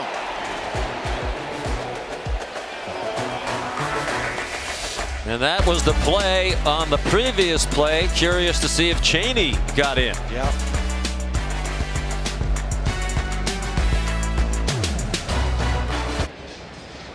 Let's go back and take a look at the last sequence. This is the 3rd down play, and you'll see it's very clear Donald Chaney did not get in. Remember, his knees down with the ball at the 1-yard line. So Miami did need to wait for a replay review to make sure they didn't score. We talked about Will Anderson improving as a run defender. He was the first guy in the backfield pulling D'Eriq King back. Progressive pylon cam gives us a great shot at that goal line. D'Eriq King does not get the ball to the goal line. Tremendous goal line stand by the Crimson Tide on a hurry-up play. They got lined up and still got the stop. The Alabama offense on the field for the first time in the second half. Brian Robinson out of the end zone. Gets them breathing room across the 5. Good leg tackle by Corey Couch. Yeah, that was a really good tackle because Robinson had some space. If he doesn't get him on the ground, it's a first down easily for Alabama and breathing room for Bryce Young. As it is, that tackle brings up a second down play. Couch emerged late last year as a freshman. Manny Diaz said at the end of the year he was our best corner. Play fake to Robinson. Young in the end zone, in trouble, and throws it away. And will that be grounding in the end zone? The officials are talking about it. Quarterback was outside the pocket.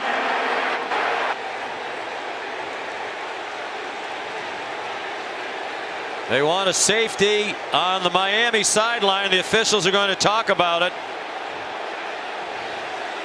Yeah, I'm sitting there looking at it. He definitely looked like he did get outside the tackle box. It was a delayed blitz by the linebacker from Miami that forced him out of the pocket.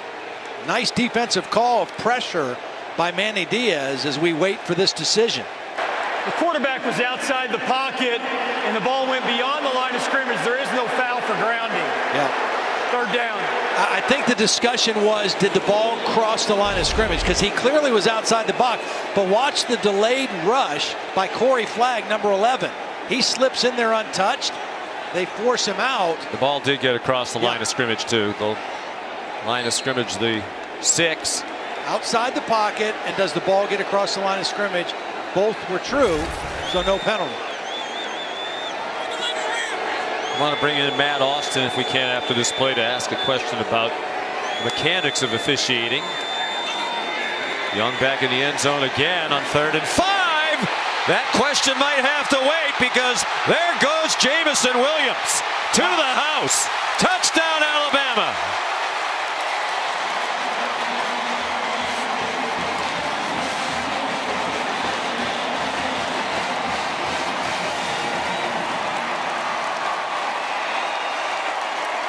Manny Diaz screaming at the referee, Ron Snodgrass, but the replays seem to confirm that the officials got the play right on the previous play before this touchdown. Well, just great separation on DJ Ivy. Personal foul. Roughing the passer. Defense number 12. The blow to the head. A 15-yard penalty will be enforced on the kickoff. Well, you see the speed and the acceleration of Jamison Williams. Just got great separation out of a bunch formation, and the safety who could have been there to help was locked in on helping on John Mechie on the other side of the formation, and Williams ran free behind the defense. Showing that great speed the coaches talked about. 94-yard play, the extra point good. And what a rapid turn of events. The goal line stand by Bama when Miami looked like it had scored a touchdown, and then this quick strike. This is Williams. This is Mechie. This safety right here is going to get caught thinking the ball is going to go to Mechie. Watch him favor the short side of the field with Mechie instead of playing deep third. And the young quarterback made him pay for that mistake.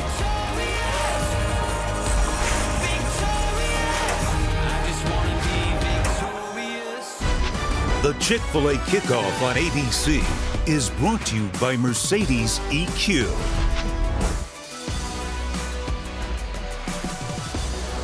Roof open here at Mercedes-Benz Stadium on a gorgeous day in the capital of Atlanta. Roof open with an eye toward COVID precautions. Fans in the seating areas not required to wear masks with the roof open. Sean, just think about what just happened that we saw, right? Miami gets the ball to start the third quarter. They have a great drive. They come up short on third down. They go for it on fourth. They get stuffed. Now they've got them stopped, 3rd and 5, and they give up a long touchdown pass. What a turnaround in a short amount of time that stole any momentum Miami had and gave it right back to Alabama. Kickoff from the 50 because of the roughing the passer penalty on the 4th touchdown of the day thrown by Bryce Young. So he is the record setter all by himself now. The Alabama record for quarterback touchdown passes in a debut, 4 by Bryce Young. Not shattering. I guess it is sort of shattering the previous record set by Joe Namath and Mac Jones. A lot of football left. 9.5 to go, third quarter. On the run, King, and it's dropped by Xavier Restrepo. And if you're going to get hit hard, you might as well catch it. Brian Branch was there for Alabama. The reason he was open is because De'Aaron King showed run. He was making that look like a quarterback sweep, which is a play that Miami runs with De'Aaron King. And then he loaded up to throw the football at the last minute. Injured defensive and player. that's a ball that Restrepo needs to come down with. Looks like Brian Branch is cramping. It'll give us a chance to remind you what's coming up next. Really one of the great first weekend, week 1 games in the history of college football. Number 5 Georgia, number 3 Clemson. From Charlotte. First meeting between those two since they split a home and home series back in 2013 and 2014. That's a neutral site. Athens about 194 miles away. Clemson 135 miles from Charlotte. You know, it's pretty clear. It's been clear the last few years in college football that there are 3 teams that kind of have been a little bit above everybody. Alabama and Clemson, 2 of them. Ohio State, a 3rd one. Oklahoma is kind of right there, knocking at the door, and I think Georgia is the next one close to that. Take a look at the last 5 seasons, what those 4 teams have done, both in the wins, the college football playoff appearances, the national championships, and the fact that in all of those seasons, the most games they ever lost was 2. So there are no bad years, even though a 2-loss season in Alabama might be looked at as a really bad year. Well, Georgia's the one who seems to be kind of poised to join that group, and they just can't quite get there. They're exceedingly close. Maybe this is the year. Throw into traffic, batted around and intercepted by Malachi Moore. And there is a flag down at the 34-yard line.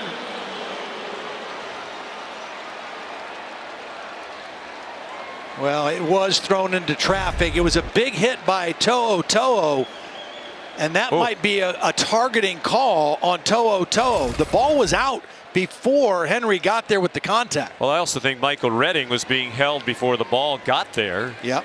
After the interception, illegal block in the back, intercepting team number 28, 10-yard penalty from the spot of the foul. First down, Alabama.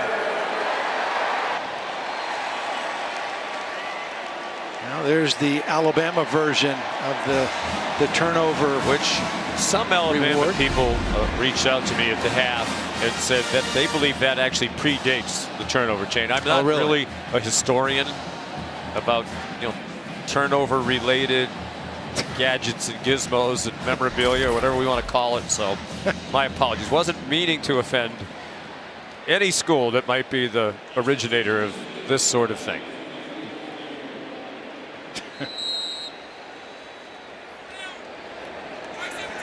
Do I have to read card 99? That was enough of an apology, was it, to anybody who might have been bothered? Here's Javon Baker. I do want to go back to the sequence that you talked about when Miami didn't score, and then they thought there was a safety, and the officials talked about it, and they never did rule it a safety. They, from the very beginning, said it's an incomplete pass, but Manny Diaz lost his mind and was screaming at Ron Snodgrass after the long touchdown by Alabama, basically saying that's on you. But they had a 3rd down play deep in Alabama's territory, and they have not stopped him yet. I mean, Alabama's 5 of 8 on 3rd down today. Miami can't get off the field defensively. That's been the problem for them. But I wanted to ask Matt Austin a question at the time, and then there was the touchdown. There's an incomplete pass. Matt, it was pretty clear. They have the O-to-O communication headsets, all the officials on the field, where they can all talk to each other. In a situation like that, there might be a question about, is he out of the pocket? Did the ball go past the line of scrimmage? Can the replay official be in on that conversation without it really being an official replay stoppage? Well, the quarterback being out of the pocket, that's 100% the referee's call, and technically he's not supposed to get help. Let's face it, if he's looking at something else and he needs help, hey, was he outside the pocket? I'm sure they've gotten help in the past. As far as the ball crossing the line of scrimmage, normally the line of scrimmage officials will handle that 100%. But again, anytime a ball crossing the line of scrimmage, that's reviewable, and certainly the communicator up in the booth will just call down, yes, the ball crossed the line of scrimmage. We don't need to have an official replay. All right, Matt, thank you. Mike Conlon is the communicator from the replay booth today. Trey Sanders, now one of 4 running backs who's carried the ball. All 4 they anticipated playing have had a carry. Gervin Hall made the stop, and Alabama continues on the move. 1st and 10 at the Miami 29, leading 34-3. Here comes Jaleel Billingsley for the first time in the game. And Cameron Latu has had 2 touchdown receptions today. On the first 2 catches of his career. Comes off the field.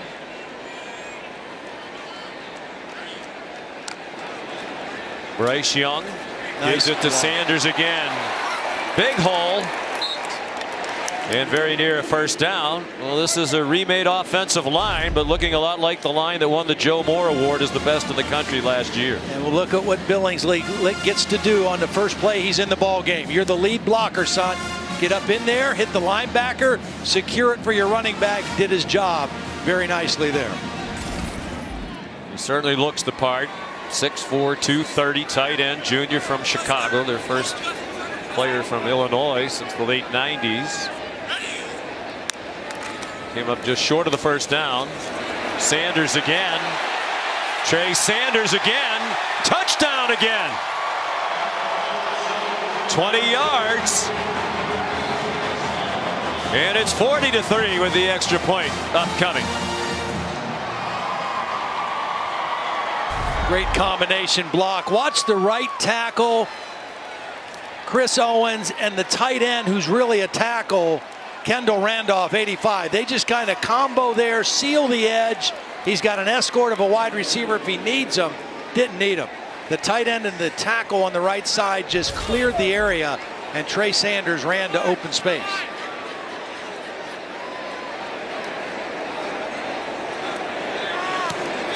Reichard still perfect.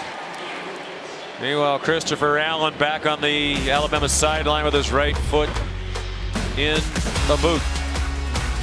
Trey Sanders, sophomore from Florida, with the touchdown. It's 41-3.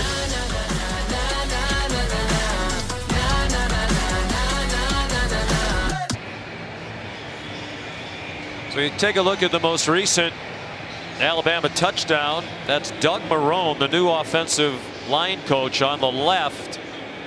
Of course, the last 4.5 seasons, he was the head coach of the Jacksonville Jaguars, but made his name in coaching as an offensive line coach. Yep.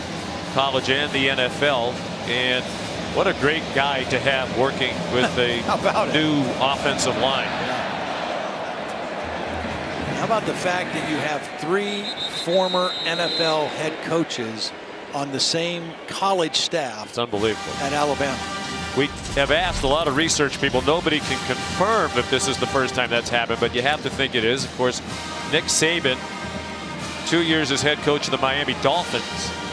Bill O'Brien just arrived after 7 years with the Houston Texans. And Doug Marrone, former Syracuse head coach, also the head coach of the Buffalo Bills and the Jacksonville Jaguars.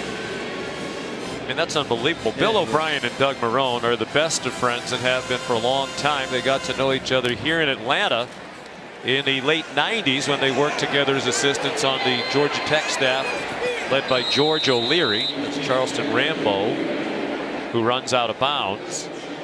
And when Bill O'Brien got hired, Alabama was looking for an offensive line coach because Kyle Flood, who had that job last year, went to Texas with Steve Sarkisian. Here's Donald Chaney, looks to have the first down. So Bill O'Brien said, well, Doug Marrone's a great offensive line coach. Nick Saban said, you think he'd do it? Bill said, I'll ask him. So here they are back together again. In the case of Bill O'Brien, you know, he's been the offensive coordinator now for the greatest college coach of all time, Nick Saban, if you go by national championships won. certainly he's in the conversation as among the greatest. And of course, Bill O'Brien was the offensive coordinator for Bill Belichick, who many believe is the greatest NFL coach of all time. And Coach O'Brien said he's really proud of that. Long ball for Restrepo, looking for the flag, and he's going to get it, it seems, with Malachi Moore running in coverage.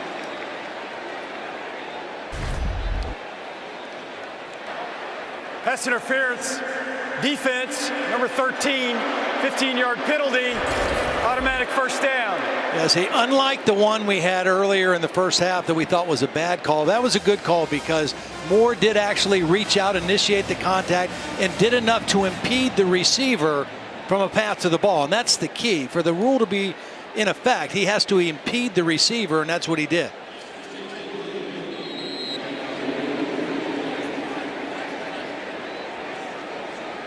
And that last kickoff for the touchback was off the foot of Jack Martin. Gives Riker to rest. He's a transfer from Troy. Made a good impression in camp. Charleston Rambo now to the 40-yard line. And Miami on the move again, down 41-3. Very disappointing game here for them. Incomplete pass. Nice play by Jalen Armour-Davis. When we spoke to Manny Diaz during the week, Todd, he said, certainly we want to win. We think we're a much improved team, but at the very least, when we play teams like Clemson and Alabama and the really good teams in the country, we have to play at our best. We have to look like we belong in the game. And that didn't happen last year against Clemson, and it's not happening here today. No, in the 3 games they lost last year, they gave up an average of 47 points. So their defense struggled. They have not beaten a #1 team. I know it's not on this coaching staff or these players. They haven't beaten a #1 team since 2000 when they beat Florida State. Well, here are the losses you were talking about in the regular season. A combined 42 points allowed to Clemson, 62 to North Carolina. For the end zone for Restrepo. And a nice catch as he was fending off Brian Branch. And with some contact, it seemed, Seam still managed to make the catch, 29 yards. And the first career touchdown for Xavier Restrepo. See, this is what we knew you had to do against Alabama. You got to make contested catches with tight coverage and hands on you because Alabama does not concede anything. They're going to defend every play. You've got to make throws like this and catches like this. And that's the first real one we've seen for Miami. But it was a good one. Good throw and a good catch. And the first touchdown of the season for Miami. First of his career for the freshman from Coconut Creek, Florida. He did play last year. Brian Branch, who had the coverage, is helped off. Second time he's cramped up, right? Assuming that is a cramp situation. Probably is. Sometimes when you start cramping, it's tough to make that go away. Tough to get hydrated enough. So D'Eriq King throws a touchdown pass, 29 yards. He's 21 for 26 for 168. That North Carolina game that we just showed on the screen was historically bad. That Miami defense against the Heels gave up 778 yards total and 554 rushing yards. Both were the worst in school history. Most yards rushing allowed, most total yards allowed. Javonte Williams and Michael Carter, the 2 running backs North Carolina had last year, both not there now. Robert Gillespie is the running back coach at Alabama right now. He was the running back coach at North Carolina a year ago. Got a pretty good group to work with this year too. Andy Borregales the extra point, and it's 41-10. Looked like the Tar Heels missed those running backs last night. There's Molly McGrath. Well, Sean, September signifies the beginning of college football, but it also signifies Childhood Cancer Awareness Month. And this is very near and dear to the people at the Peach Bowl after their VP of Sales, Benji Hollis, lost his 6-year-old daughter to cancer. Now, Anna Charles Hollis inspired a $20 million donation, and the Peach Bowl Legacy Fund is sponsoring 5 ongoing clinical trials for pediatric cancer research. And here tonight are the Hollis family and the doctors whose research will save so many lives. And Anna Charles's father, Benji, told me he's honored that her life is continuing to have an impact. Sean. It's a wonderful legacy incredibly sad.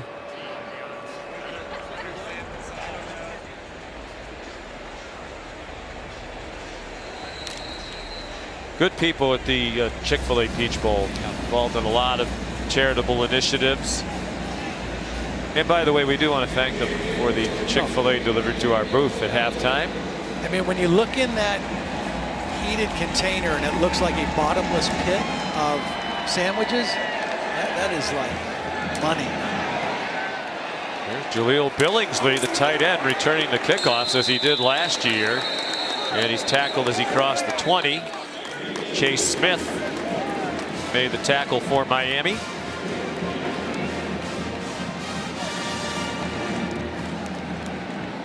Actually, it's Michael Parrott. They have two 41s. When we are the czars of college football, duplicate numbers will go away. You don't have more than 100 players out there. You have 99 possibilities. Let's just give everybody their own number. We'll continue to parrot that until it happens. See what we did there? Apparently not. If a guy got a jersey with a triple-digit number on it, he would be in the transfer portal pretty quickly.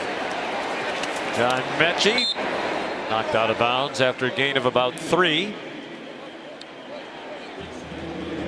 But Bryce Young, not only the record, Todd, for touchdown passes in a debut, but also the record for most yards passing in a debut as Alabama quarterback, up to 304 now, with 4 touchdowns, no interceptions, 22 out of 32 passing. You know, we talked about Bill O'Brien taking the place of Steve Sarkisian. We talked about Doug Marrone. There's 4 different offensive coaches on this Alabama staff this year, and a bunch of new analysts. You know, Sark took some guys with him when he went to Texas. So not only did they have to reload with 8 new starting players, they had to reload with 4 new coaches on the offensive side of the ball. And I'll tell you what, there's some good coaches and good players, because the execution level in game 1 of this Alabama offense has been pretty impressive. His 94-yard touchdown pass is also the longest in a debut, the one to Jamison Williams. And it's tied for the second longest touchdown pass in school history. 99 yards, the record. A.J. McCarron to Amari Cooper at Auburn, November 30th of 2013. Young zings one. Cameron Latu. All of a sudden, he's Ozzie Newsome. Well, he's been a reliable target today. He's a big body. You know, he's started his career, he was an outside linebacker, defensive end. Just switched to tight end a couple years ago. And having a career kind of day today.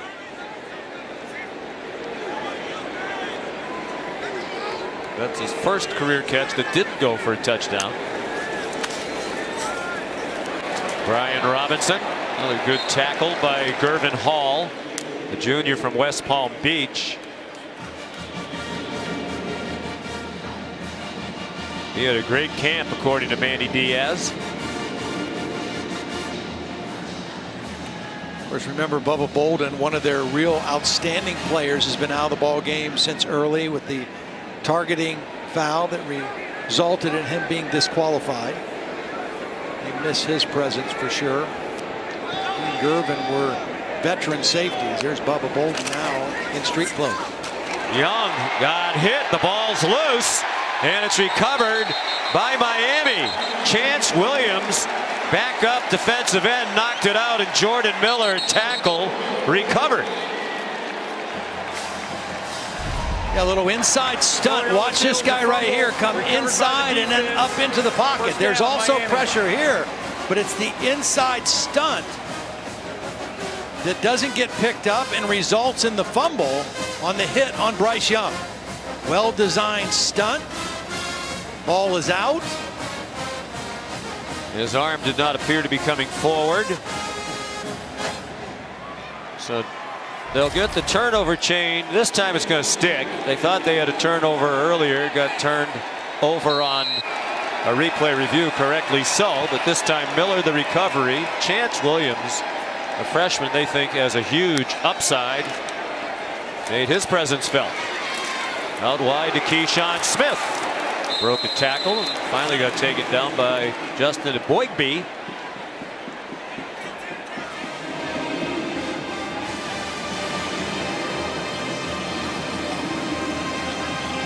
Smith is repeating his freshman year, true freshman last year.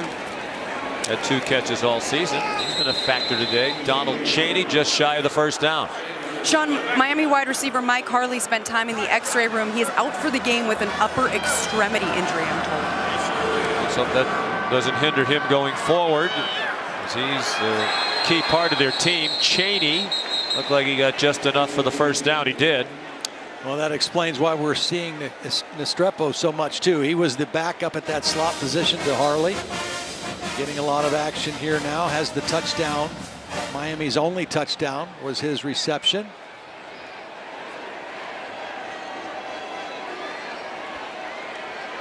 Rambo went in motion. King spun away from him. They set up a little screen to Donald Chaney, and he's out of bounds just shy of the 10, and then got walloped by Henry To'o. And it was To'o who came away from it worse off, grabbing at his right wrist. Officials timeout, injured offensive player.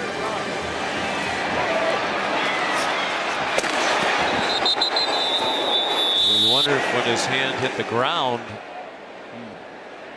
What a collision. What's his?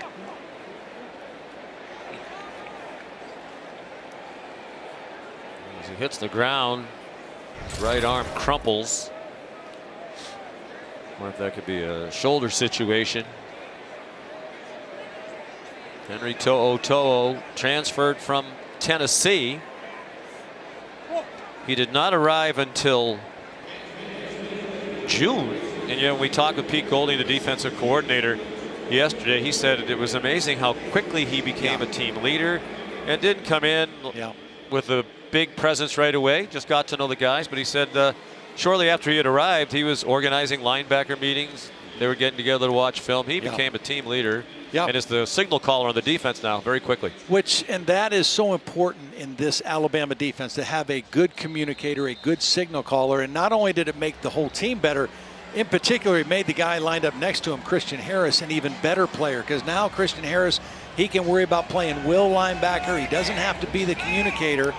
Henry To'o has taken that role on and has done a great job with it. Again, he played at Tennessee in the exact same defense when Jeremy Pruitt was the head coach there. So the transition was pretty smooth for him.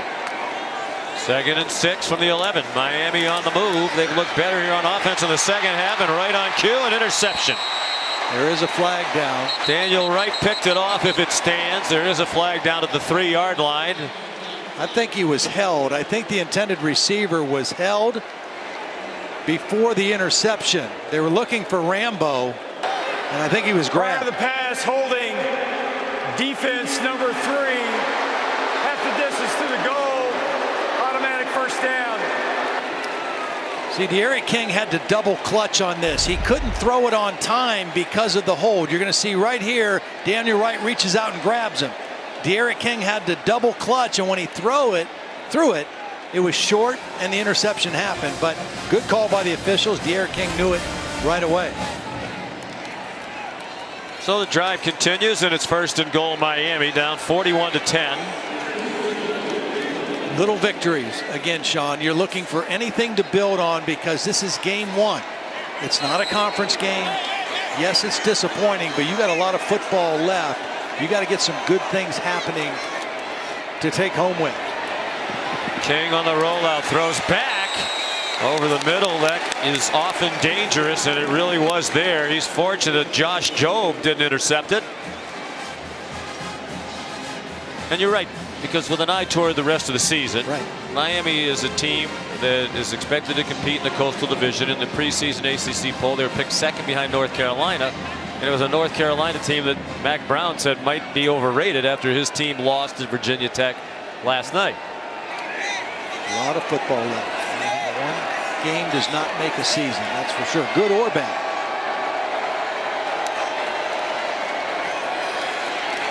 They try to slam Chaney up the middle on 2nd and goal. That didn't fool anybody. Phil Mathis there, 5th-year senior. Right now you're seeing the pride in this veteran Alabama defense. There are no backups on the field other than Drew Sanders, who's in for Chris Allen. This is the first-team Alabama defense saying we do not want to give up any more points. King, there's Will Anderson again. He got away from Anderson, but not from big Phil Mathis.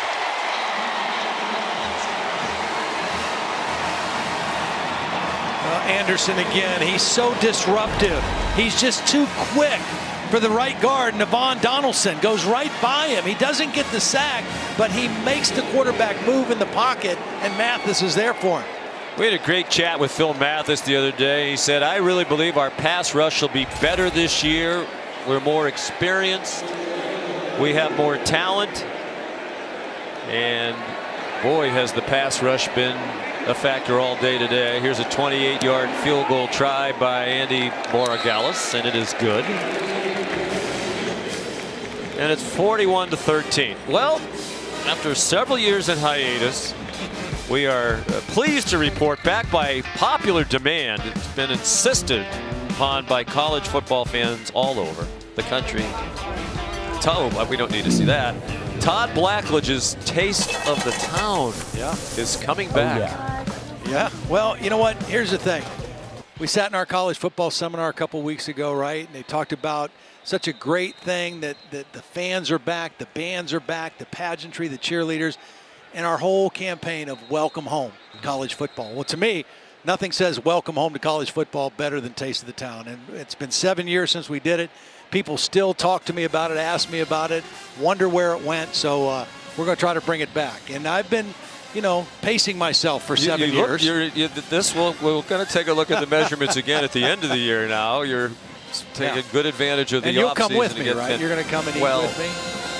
Perhaps I will. Okay. I usually put on my 15 pounds during the football season when I work with you, but I already took care of the 15 pounds added over the summer. Hopefully you'll be able to go to a lot of these places and it won't be Todd's takeout of the town. Yeah, we hope not.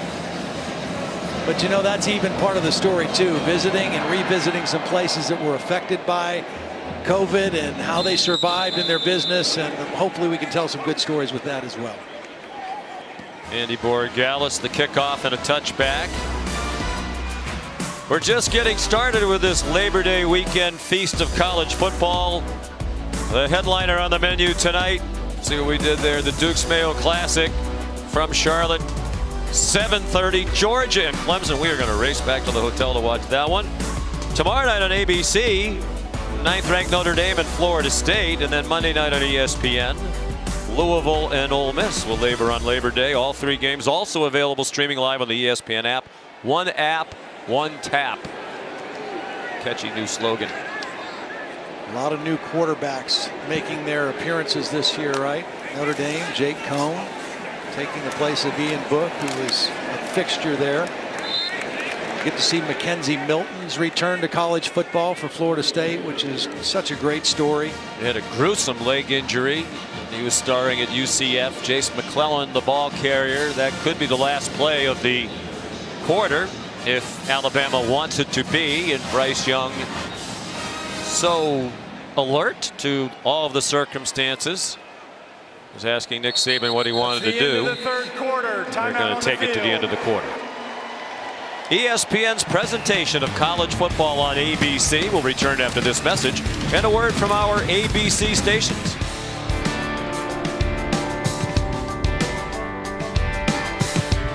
Well, today, Chick-fil-A welcomed the 2020 Chick-fil-A Scholars, restaurant team members who receive scholarships through Chick-fil-A's Remarkable Futures Initiative. In 2021, Chick-fil-A has invested $19 million in college scholarships, awarded nearly 7,500 of their team members, reinforcing Chick-fil-A's long-standing commitment to education and helping team members achieve their academic dreams. Congratulations to all. Another great initiative. We're talking about the good folks at Chick-fil-A. Jace McClellan to the 30-yard line. Those team members, when you go to a Chick-fil-A, they are unfailingly polite. Yes. And remarkably well trained. Yes. And the amazing thing to me is everyone I've ever been to. This, and you've part been of to the a reason, lot. part of the reason why I'm so excited to see this giant bag of them out here in our booth is anytime you go by one, right, the traffic goes around the building. But they are so efficient in getting you through there and getting the orders, and it's unbelievable. It's quite a system. Oh, it's true. We'd like to announce that Chick-fil-A has renewed its sponsorship with ESPN going forward. Thank you, Todd Blackledge. Jace McClellan is stacked up, and it looks like he might have the first down. Opening minute of the fourth quarter. Bryce Young still in there, but we believe we might see Paul Tyson at some point, who is the backup quarterback. We saw Bryce Young in the opener last year at Missouri when Mac Jones staked them to a pretty good lead. There's Tyson, so far best known as being the great grandson of the legend Bear Bryant. Well, they have a number 3 quarterback that we may not see tonight, but he's going to play some this season also. It's Trayshawn Holden. Taken down by DJ Ivey. He has a first down. Holden had a chance early to have his first career catch and dropped it. He hangs on that time. Good for a 12-yard gain. It is his first career catch. Georgia and Clemson coming up next on ABC. Two teams that very much have a chance to be in the college football playoff picture, the conference championship picture. Outstanding rosters. Trey Sanders out of bounds as he crossed midfield. Here's Kevin Nagandi.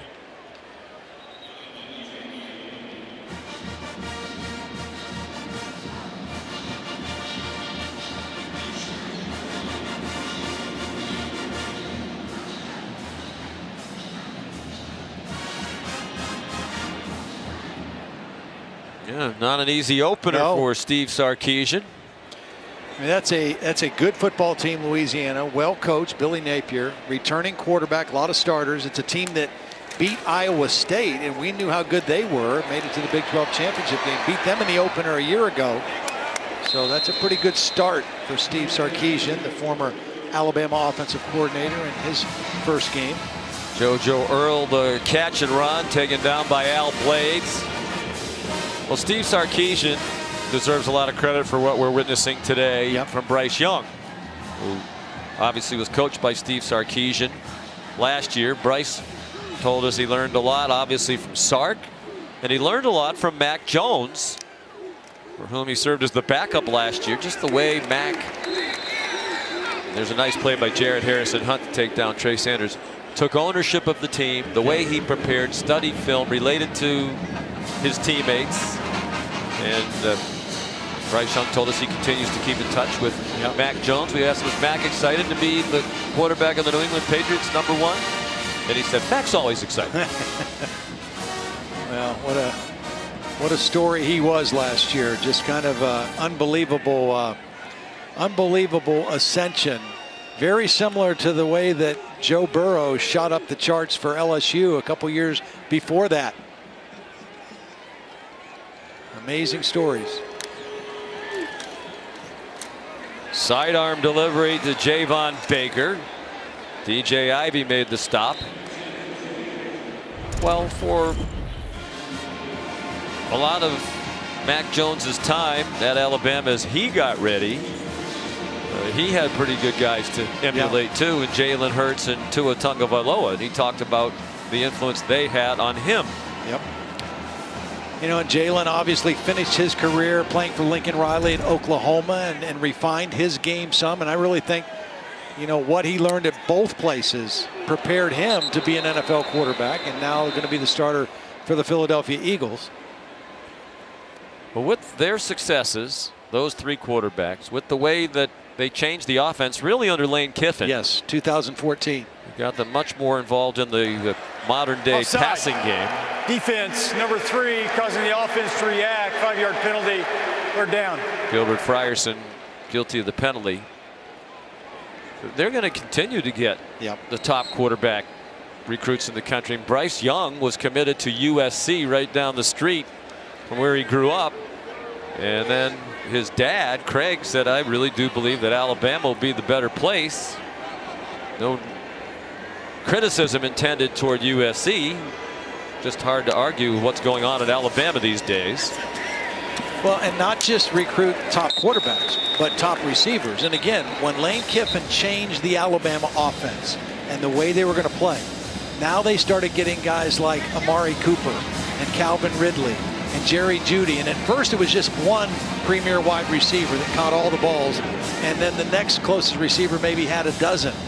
Now they've got 2 or 3 guys that are catching in excess of 50 balls, and they're getting drafted in the first round. So they are going to continue to recruit quarterbacks and wide receivers at a ridiculous pace.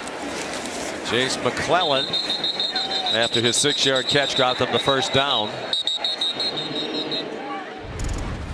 And a helmet lost on Chris Owens, the center. Well, here's how the offense has changed as they got into the RPO game and all that comes with it. Last 3 seasons, 47 points per game, because the passing yards went from 221 per game to 340 and a half.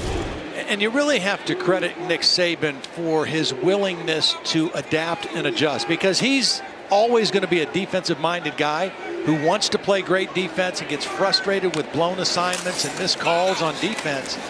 But he knew you have to outscore people. You have to be able to score now to not only beat the best teams in your league, but to win playoff games and win national championships. And so he made that change.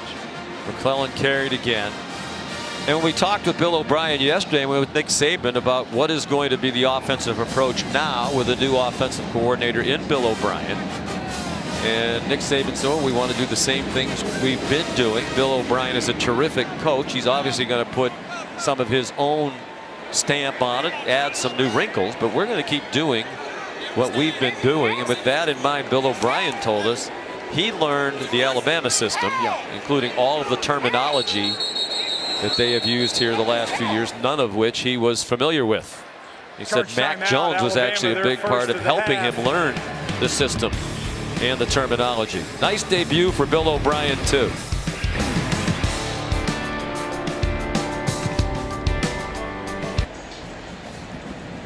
Coca-Cola Zero Sugar is a proud sponsor of ESPN College Football. We're in the home of Coca-Cola, are we not? Atlanta, Georgia. I like that Zero Sugar. Oh, it's terrific.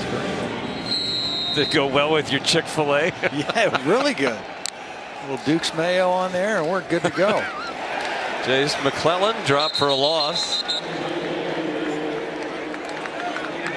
James Williams, another freshman backup safety. Jared Harrison Hunt, who they think is going to be an emerging presence as the season goes along.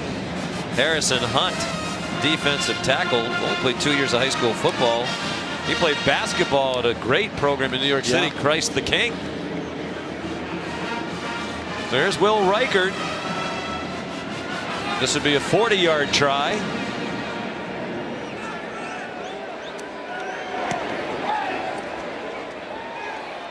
And it is good. And it's 44-13. Alabama on its way to victory on this opening weekend. 7:52 to go.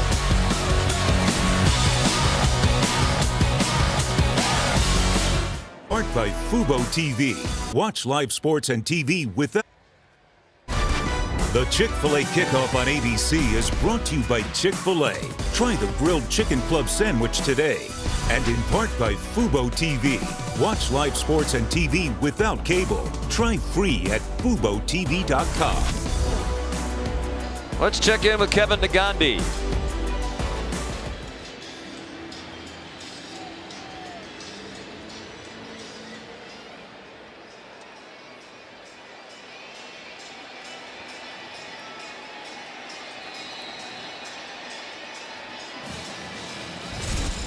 All right, Kevin, Booger, thank you. It'll be Jack Martin to kick off again, the transfer from Troy. Junior out of Dothan, Alabama.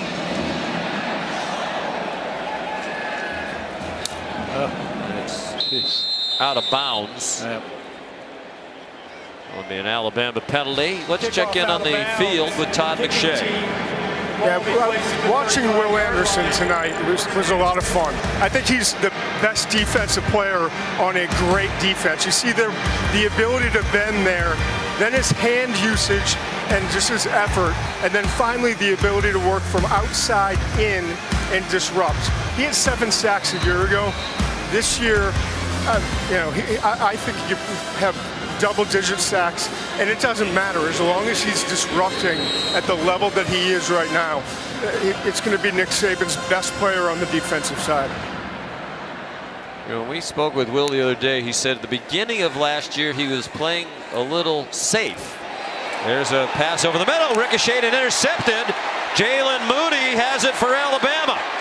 Jalen Moody, with flags flying, probably for an illegal block on the return, goes out of bounds. Jalen Moody, the interception. Senior from Conway, South Carolina. And a backup player at Alabama. I think the interception is going to count. Then it looked like there was a penalty on the return. Well, a fairly clean pocket that time. There was some late pressure by Jameel Burroughs, number 98, but Todd was talking about the turnover, or about the sacks and the impact of Will Anderson. And the reality is, in 2015, when Alabama had 54 sacks, which is the most they've had, it goes hand in hand with creating takeaways too. They also had 29 forced turnovers that year as well. So the pressure leads to bad decisions, bad throws. Personal foul, illegal low block on the passing team, number 1. That penalty has declined. Personal foul, blindside block on the intercepting team. 15-yard penalty from the spot of the foul. First down, Alabama. So the interception, first of his career, stands for Jalen Moody. And it's the 3rd Miami turnover, the 2nd interception thrown by D'Eriq King. Midway through the 4th quarter, Alabama up 44-13.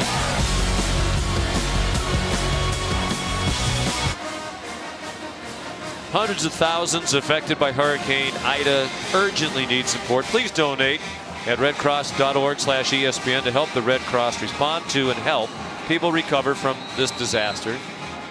977,000 homes and businesses in Louisiana remain without power. Some might be without it for at least a month. Paul Tyson is the new quarterback. Trey Sanders the running back. Of course, there was massive flooding up in our part of the country in the Northeast. Tulane football team affected by it, and they were so grateful to Alabama. Nick Saban opened up Alabama's indoor facility this week so Tulane could practice there. They were supposed to play at home in New Orleans against Oklahoma. The game moved to Norman, and a great performance by Tulane in Norman today. They lost 40-35, but right in it all the way to the end, as you saw earlier today on ABC. redcross.org/ESPN. Trey Sanders gets the call again. You mentioned Tyson in, some backup skill people. Still the first team offensive line in right now for Alabama. The big dudes. Doug Marone's group still on the field with the backup quarterback. And Alabama gets Mercer next week. We'll probably be able to rest some of these guys, play some of their other backups that are not playing. Which we saw that first team defense mostly the whole game. Mercer. Have mercy on Mercer. Yes, I was just thinking that. Paul Tyson tossed it back to Trey Sanders, who gets gang tackled, led by Nesta Jade Silvera. Here are this week's college football rankings, brought to you by PlayStation. Alabama #1. And if anything, they will receive more first place votes than they did in the preseason poll. Oklahoma, I think they're a candidate to get passed by the winner of that Clemson-Georgia game tonight. Ohio State had to fend off Minnesota. That was a terrific game to watch Thursday night. Alabama looking very much like the #1 team in the country. Here's James Barnup, the new Alabama punter. He's from Australia. It's the first football game he's ever participated in. And somebody asked Nick Saban about Burnup's first football game. He said, we didn't bring him here to play football. We brought him here to punt. Just kick the ball, babe. Just kick the ball. Nick kind of cracked himself up. He did. Said that He too. liked that one. 5:21 to go. Drop the mic, Nick.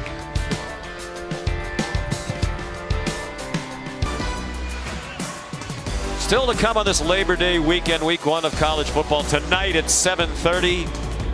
About a half hour away, Georgia and Clemson, the headline game of this early college football season. Notre Dame and Florida State tomorrow night. And Louisville and Ole Miss back here in this stadium on Monday night. Tyler Van Dyke is the new quarterback now for Miami. Freshman from Glastonbury, Connecticut. They're very high on him. Got into 2 games last year. Again, he's still a freshman because they give you the extra year. For COVID, he played briefly against Florida State in a one-sided win, and North Carolina in a one-sided loss. Yeah, they've got 2 young quarterbacks behind De'Aaron King. Jake Garcia, another freshman. And the good thing for both of them is they got a lot of reps in the spring because De'Aaron King was out of spring football, still rehabbing with his knee. So Van Dyke and Garcia got a lot of reps. Van Dyke with a little more experience, and why he's the #2 guy right now. There's Garcia. De'Aaron King finished 23 for 30 for 179, a touchdown and 2 interceptions. Pressured throughout by that relentless Alabama pass rush, which sacked him 4 times and pressured him many more. The intended receiver, Will Mallory, it's incomplete. And it's a quick 3 and out for Tyler Van Dyke and the Miami offense. I'm afraid that Miami offensive line is still going to be a problem. Well, against a team like this, you know, I mean, against the better teams on their schedule. Which is a good point because there aren't too many teams like this. No, there aren't. I mean, this is there might not be any. They're not going to face teams this strong on defense week in and week out in their league or any league. So this was the truest test, probably the best test they will have all season when it comes to that. So here's Lou Headley. Another excellent punt. Slade Bolden on the return. And he's down to the 34. Flag down, 54-yard punt by Headley, who chose that number 94 he wears, by the way, because he's a big fan of The Rock, Dwayne Johnson, and that's the number he wore when he played for the Miami Hurricanes. How about those tattoos? I mean, there's not a lot of space left.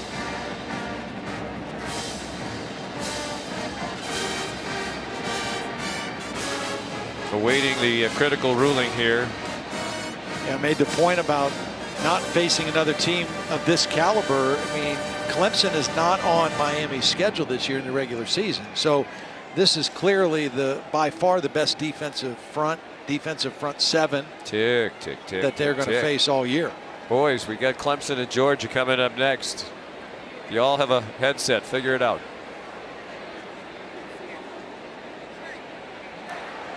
Three fouls on the return team. Oh, that's why. No wonder.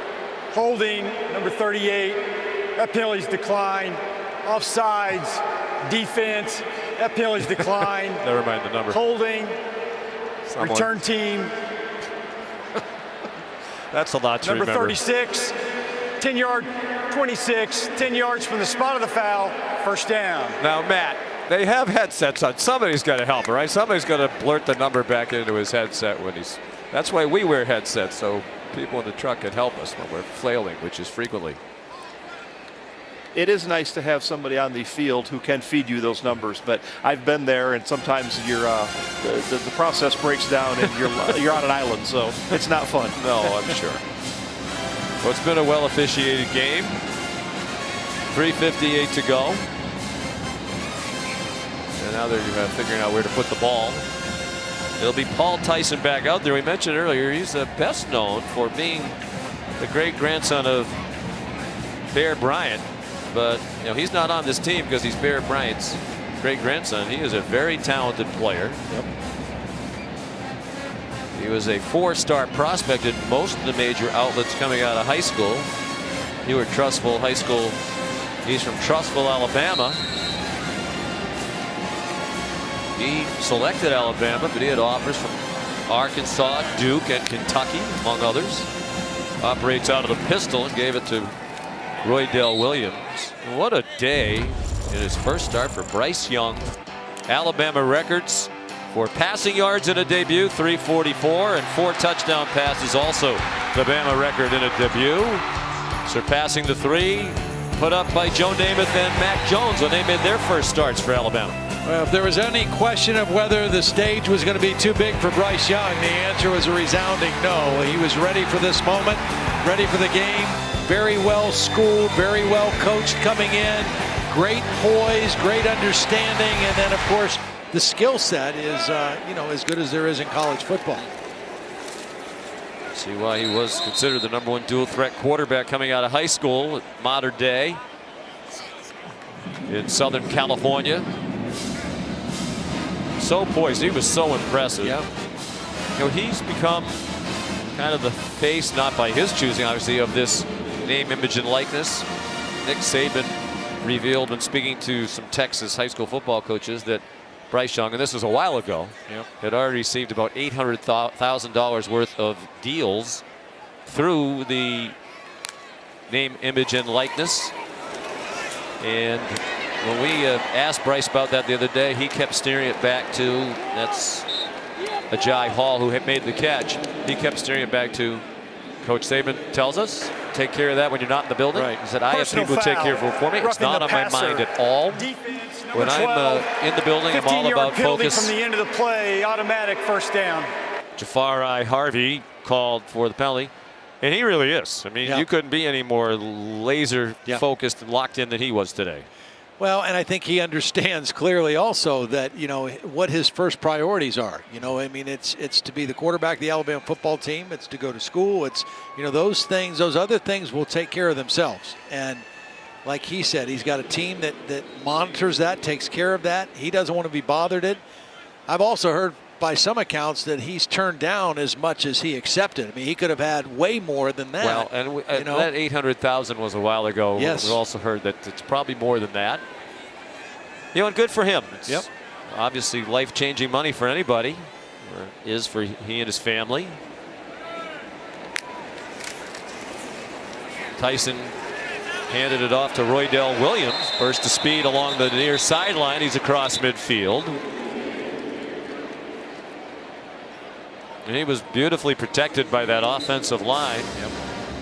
I think the new coaches have blended in very nicely. Terrific play calling by Bill O'Brien.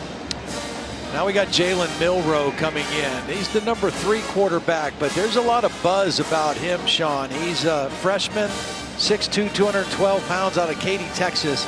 Can really fly. I mean, he's a more gifted runner than passer, but he is talented. And I would not be surprised, obviously it doesn't matter today, but down the road, if he's not involved in Bill O'Brien's offense in some form or fashion, in the red zone, in some quarterback run things where they don't have to ask Bryce Young to do that, even though he can. This is a guy who's a little bit bigger, a little bit faster, and I would not be surprised to see that wrinkle in the Alabama offense as this season unfolds. Well, it's remarkable how well Alabama recruits. It's hard to imagine that their offense this year could be, I hate to say it, but anywhere near as good as last year, and yet that was an outstanding performance we watched today. There might not be an offense anywhere in college football for a very long time that is as good as what we saw from Alabama last year.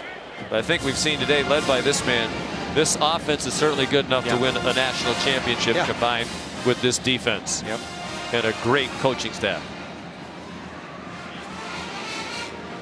But there are other teams in the conversation, and 2 of them are in the on-deck circle.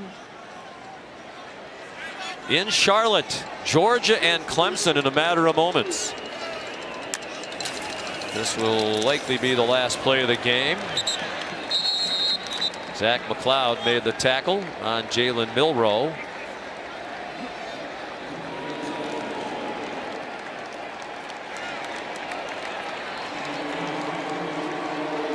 They turn it over on downs, so there will be one more snap at least. Alabama opens with 507 yards of total offense. Actually, now they just updated the monitor. 500 yards right on the button. 353 passing, 147 rushing. Young 27 out of 38 for 344, 4 touchdowns and no interceptions.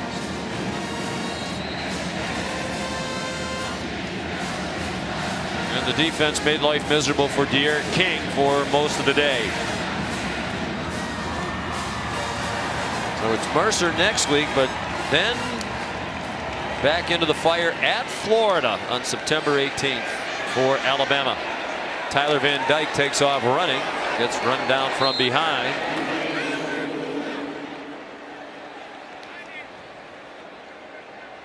Kendrick Blackshear made the tackle. And Tyler Van Dyke and Manny Diaz say that's enough. Nick Saban a winner. He's now 15-0 in openers at Alabama, and similar to years gone by, the average margin of victory in those other wins on opening day by 29 points. And today they win by 31. Final score: Alabama 44, Miami 13. Todd Blackledge, Molly McGrath, Todd McShay, and our great crew led by Josh Hoffman and Scott Johnson. Sean McDonough saying so long. Let's send you back to the studio.